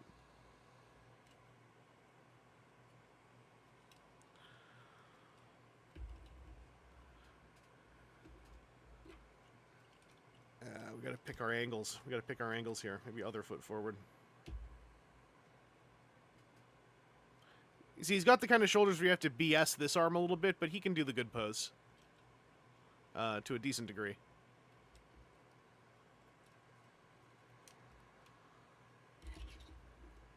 He's also friggin' tall. I'm just realizing now.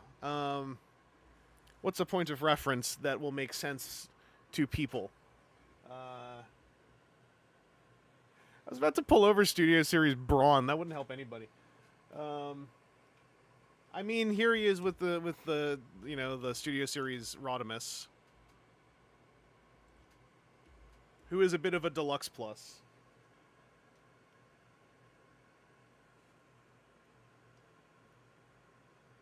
This is a bit more. Here's you know, Trash Master and this Optimus.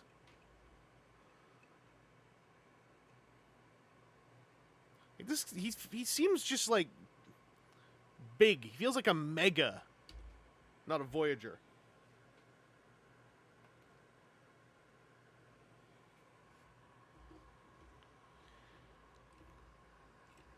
Anyway, that about covers what I was planning to stream for the most part today. Just gonna put his accessories. Actually, no, we're gonna do the back storage because we're cool like that.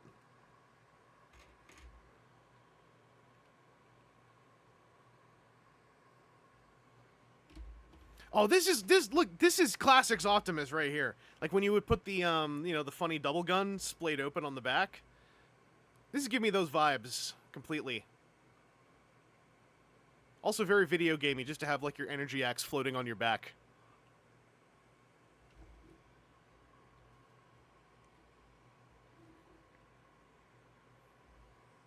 But yeah, that's the Reactivate 2-pack I got today.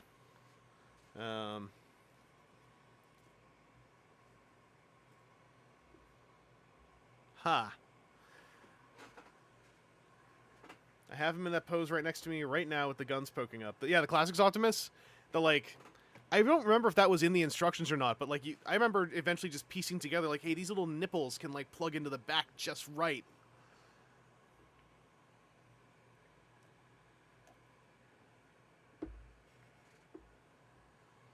Yeah, I'm trying to think if there's anything else I wanted to... Oh, I had other things to share, actually. I need my keyboard back. Hang on, we're going to go to Facecam. Say bye to the Reactivate toys.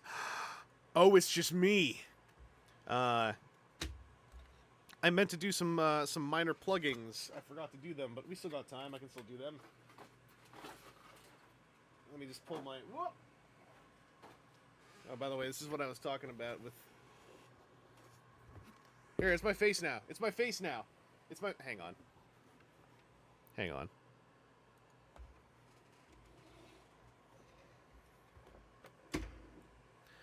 They got these old engine video game screenshots on the back, and it's like, is that even what it's going to look like? Is this going to be remotely? Oh, okay. It is in the instructions, not immediately clear where it connects, because it's different than how it plugs into the truck, yeah. But yeah, it's,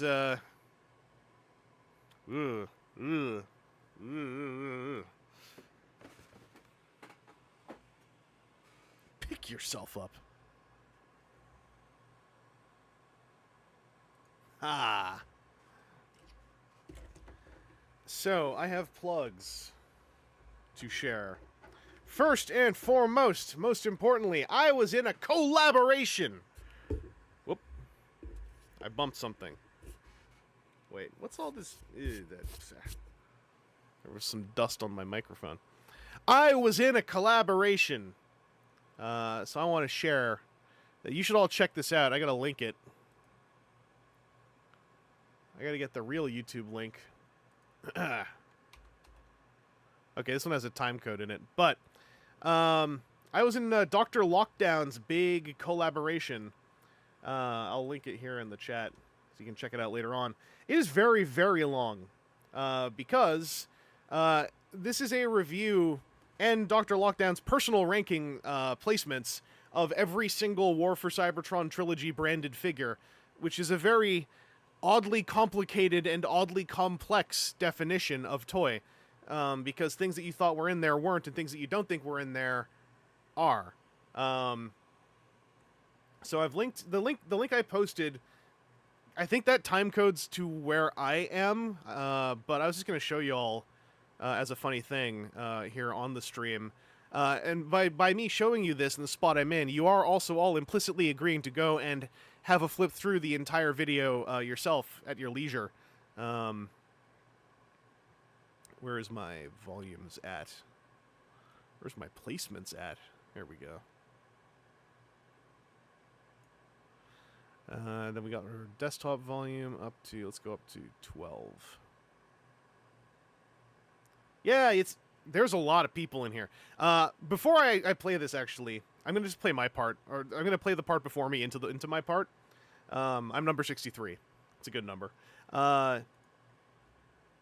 The amount of work Dr. Lockdown put into this, I posted a comment on this with the slight ulterior motive of trying to bully potential comments coming in of like, oh, why didn't you do this? Oh, why didn't you do that? Why wasn't this person involved?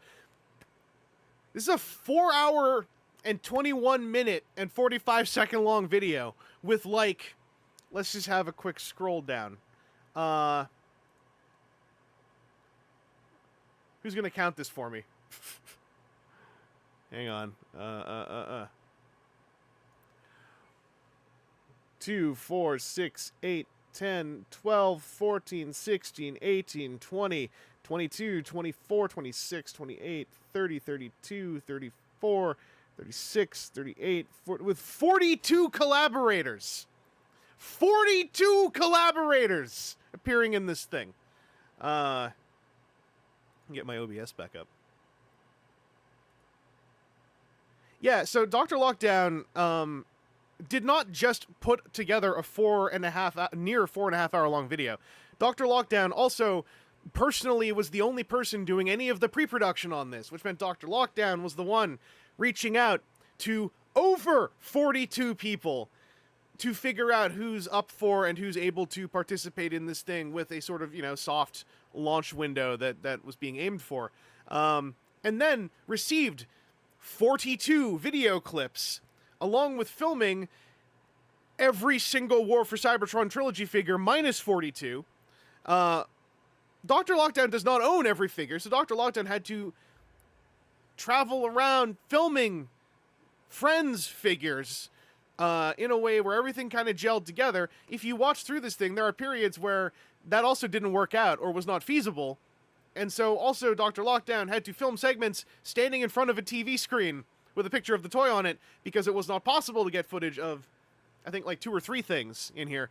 There's also a full intro detailing the entire science of how this was approached. So then 42, I think it's 42, let's just say 42 for now. 42 other video clips had to be edited into this. Each one also has a lower third, a ranking number on screen. In the video, it is stated that at least twice, I think it was at least twice, not once, Dr. Lockdown realized that he'd forgotten a figure and thus had to renumber every single segment that had already been edited before where those figures would slot in. And that wasn't like, my understanding is that wasn't the entire video. That wasn't the entire video. But that was still, a whole bunch of having to individually renumber each one to catch them all up. Also my understanding, I think this was said on socials, and this is not like a big, this is not some kind of like big reveal, like, oh no. If you don't know a lot of like video editing and nonlinear video editing, this would not have occurred to you. But Dr. Lockdown also edited this whole thing as one enormous, extremely intensive timeline in his editing software.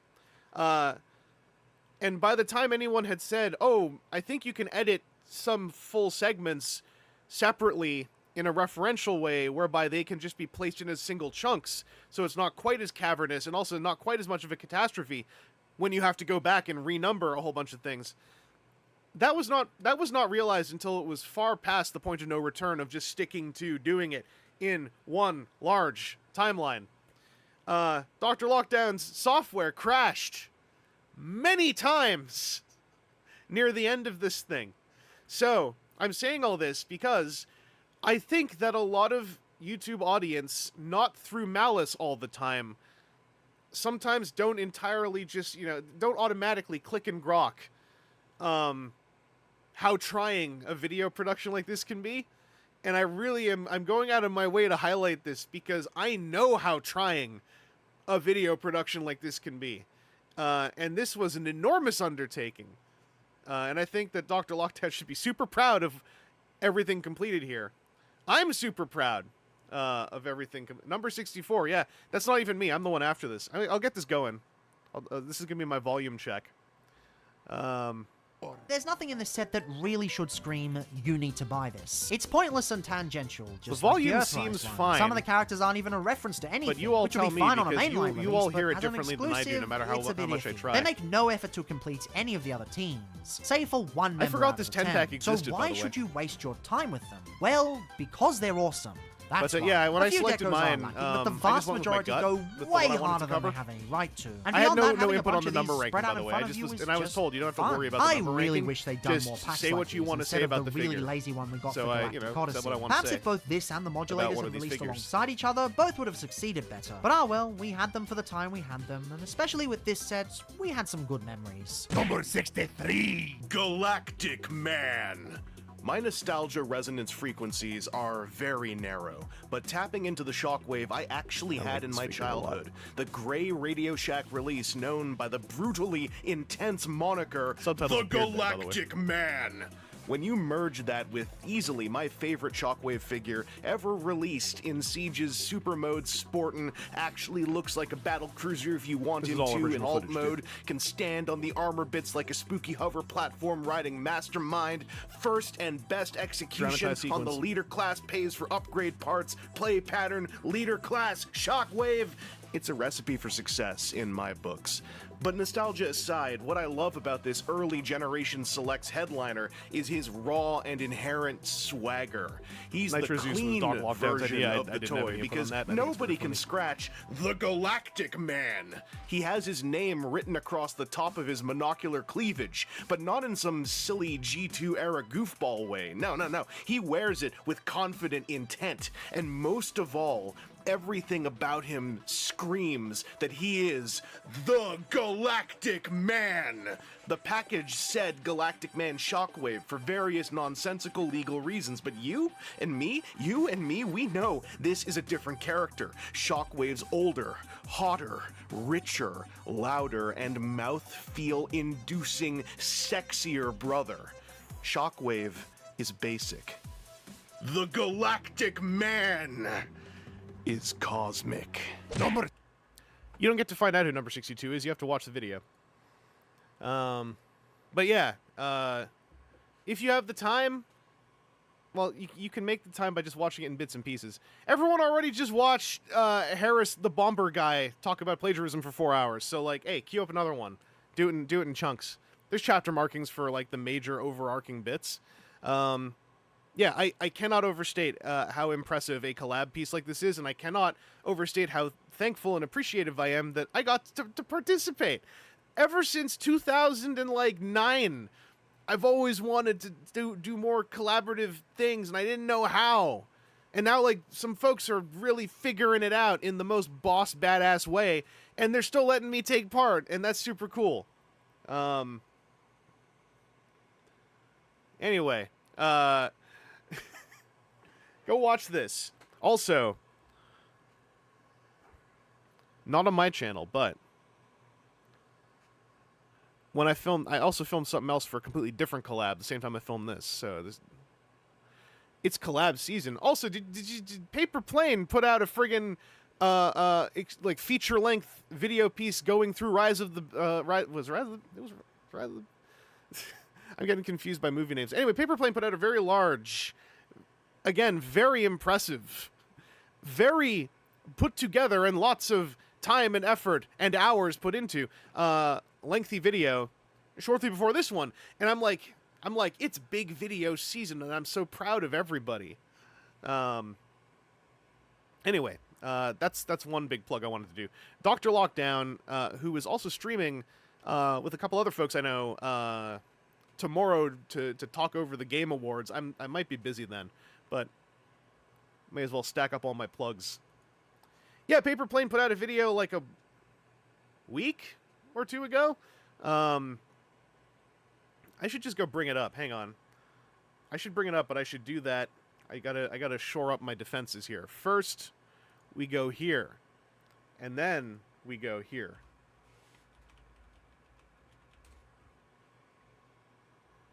Ah, there it is. And then we pull it up. I've been VOD watching more VTubers, and I've been learning the ways of how to actually like pull a link up on a live stream without like self-doxing all of your algorithmic information. There it is. I'll link this one in the chat too. So yeah, that is 2 hours 44 minutes, and that's just one person working on that. So anyway, whenever you see like a large curated and edited piece like this go up, you don't have to like love it, but like at least please, as someone who is in the media making industry, please appreciate how much work goes into something like that. At the very least, I implore you / bully you. What was the other plug I had to do? Oh right, other plug. This is personal plugs. Hang on, I need to have keybinds to do this less awkwardly. I feel I should plug this here because why wouldn't I? But this was already a community post as well. About the horrible thing I did. Hang on, we gotta pull up the receipts.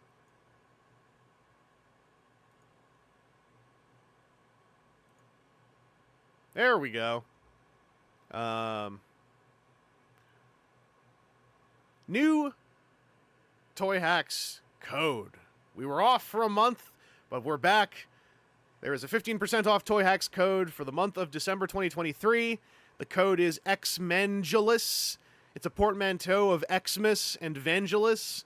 It has good mouthfeel. There was no code in November because obviously Toy Hacks had a big, Black Friday sale. But I figure I'm going to give you all a little bit of inside track now. I found out about that like right after I'd figured out what my November code would be. So my November code was going to be Novangelis, which was meant to be a shortened version of the much less mouthfeelable No Nut Novangelis, which was my first code idea, but that was kind of long. So I was like, well, Novangelis. And so, I wasn't able to do that one. But here we are in December with Xmangulus. So that'll give you 15% off if you're ordering toyhacks.com stuff. If you use the code, I get a very small kickback. But enough people use this code that this has been a very affecting side income for this media venture of mine.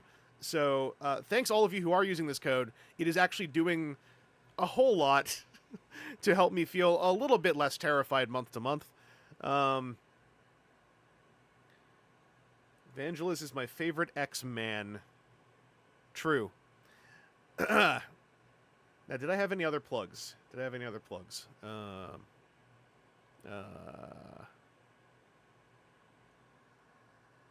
why is there a LOL good to know on here?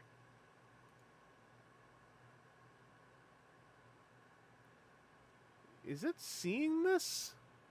Or is that the chat itself? Where's the chat? The chat's over there. So why is the chat over down here on the bottom left as well? What's going on? I don't know. Whatever. Hey, it's me.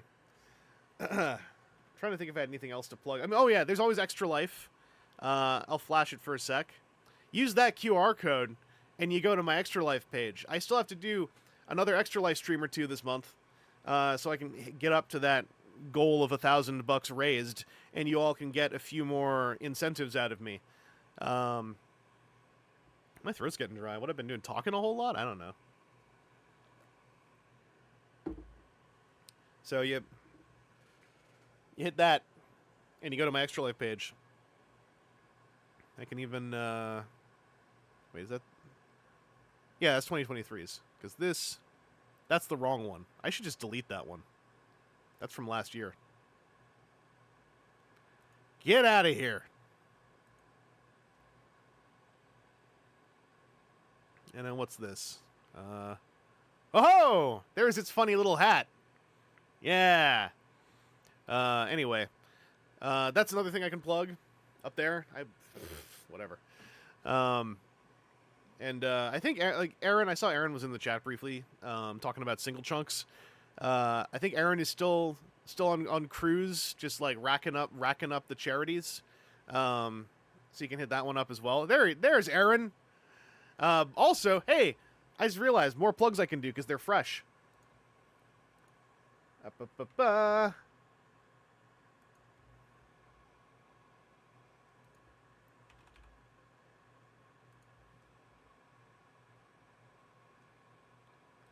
Yeah, here we go. Got a new podcast episode up. And we have a new one recorded as well. I think the same day that this one went up. So we're chugging along. What? It's in the instructions. That is old chat. What is this? Oh, I know what this is. That's the Extra Life tracker. It's looking for a different window. Problem solved. Anyway, Army of Bees did some very fun editing on this. I can't remember if it shows up right away at the start. Hey, friends, before we start the podcast proper, I just need to acknowledge something really sad that has taken place.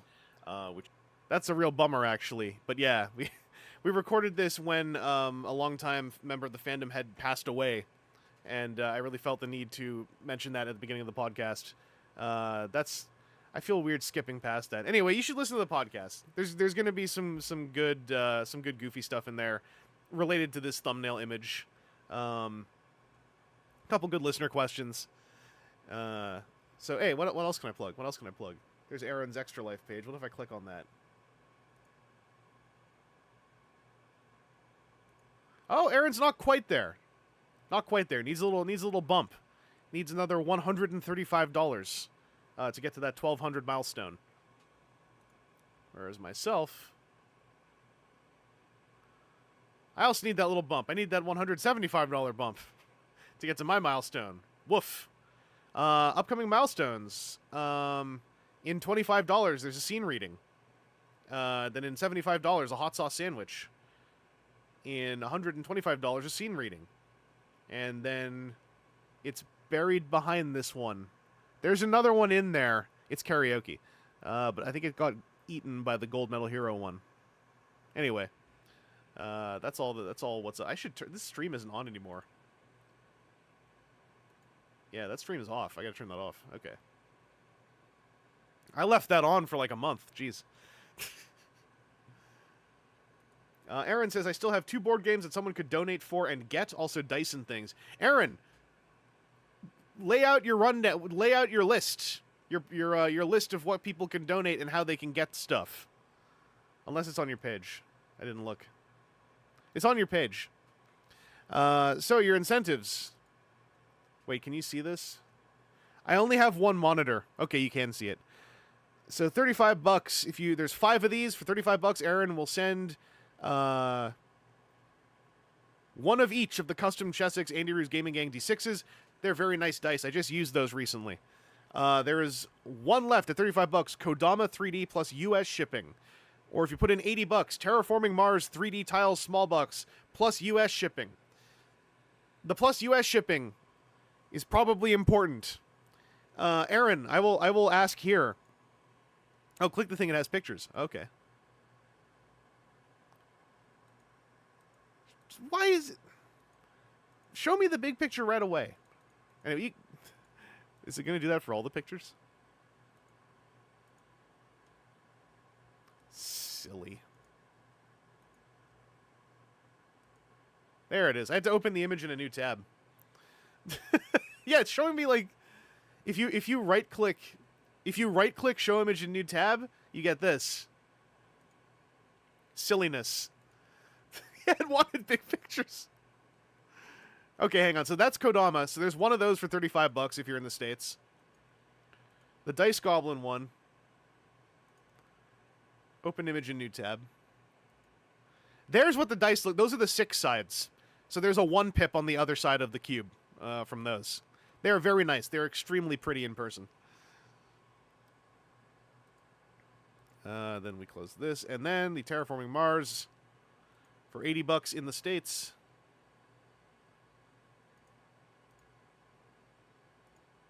It's that one.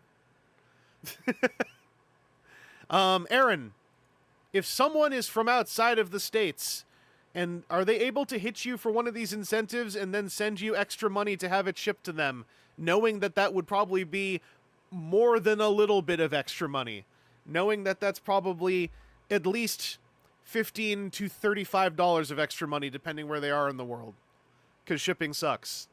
Are you down for that, or do you just want to keep it simple? The dice, I believe, are anywhere. Okay, yeah, I do that for the knowledge of more than a little extra money. Shipping is rough. Yeah. So, you know, I think the dice incentive seems to be whoever. But yeah, full-on board game. Yeah, dice are anywhere sane, in Aaron's words. But the board games, if you are interested in those, bear in mind, if you're not in the States, you will probably have to pay a insignificant shipping cost to have something shipped to you from, like, a person who just lives in the States. So, you know, communicate with Aaron if you're interested. Or you can just donate to Aaron. You can do that too. It's tax deductible. You can even donate to me. It's also tax deductible. Oh, someone bought your Aeon Zen Legacy of Gravehold. Someone bought... Oh, man. They went. Wow. Okay. Let's go back to my page. Hoot! So those are the two of us at it here. Yeah, I think that handles most all plugging. So, let's go back here. Let's even kick on a little tune. Oh, there it is. Ah, I turned the speaker down. You can probably hear that. So, thank you all for joining me for the stream. We're back at it. We'll be back at it some more. I got so many things to stream. I got so many ideas. I'm enjoying it. I got so much stuff to put in my mouth and chew on. There's going to be toy stuff. There's also going to be non-toy stuff. I got a couple of fun ideas. Now that I'm not traveling out west and back here, I think I can advance on some of those ideas. Also, I've still been working on my video reviews, as you all hopefully saw. I had 2 reviews come out last month. Same week, in fact. And I'm trying to hold on to that nice momentum brain. So we're continuing on. But the streaming thing is also going to be continuing on. And that's all I've really got to say. No streaming schedule yet, but I'll always try to give at least an hour's notice beforehand. And, you know... Oh, Music to 7, Voices of 4? Right, 18. As always, if you don't catch a stream, just hit up the VOD. They're in a separate tab, though, called Live, because YouTube's kind of silly about this, so remember that. Anyway, I gotta go and cook myself some food, so you all stay safe and take it easy. I demand your survival.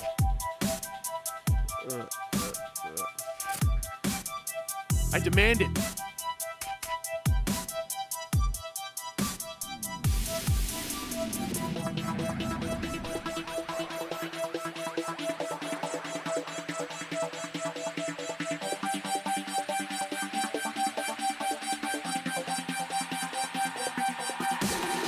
Well, that was another classic streaming experience. experience here on YouTube.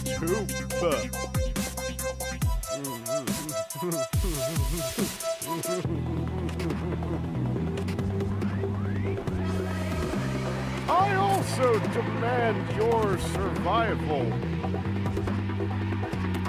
You all have harvestable biomass, and I deserve 80% of the best for me.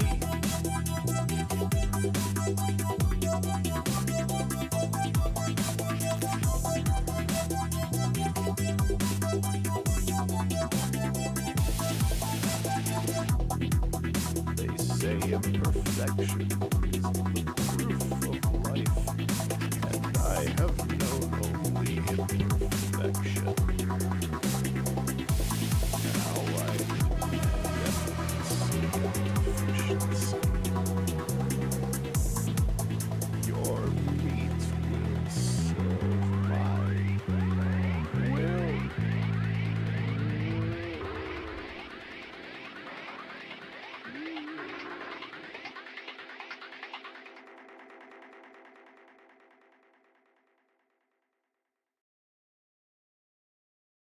Let them come.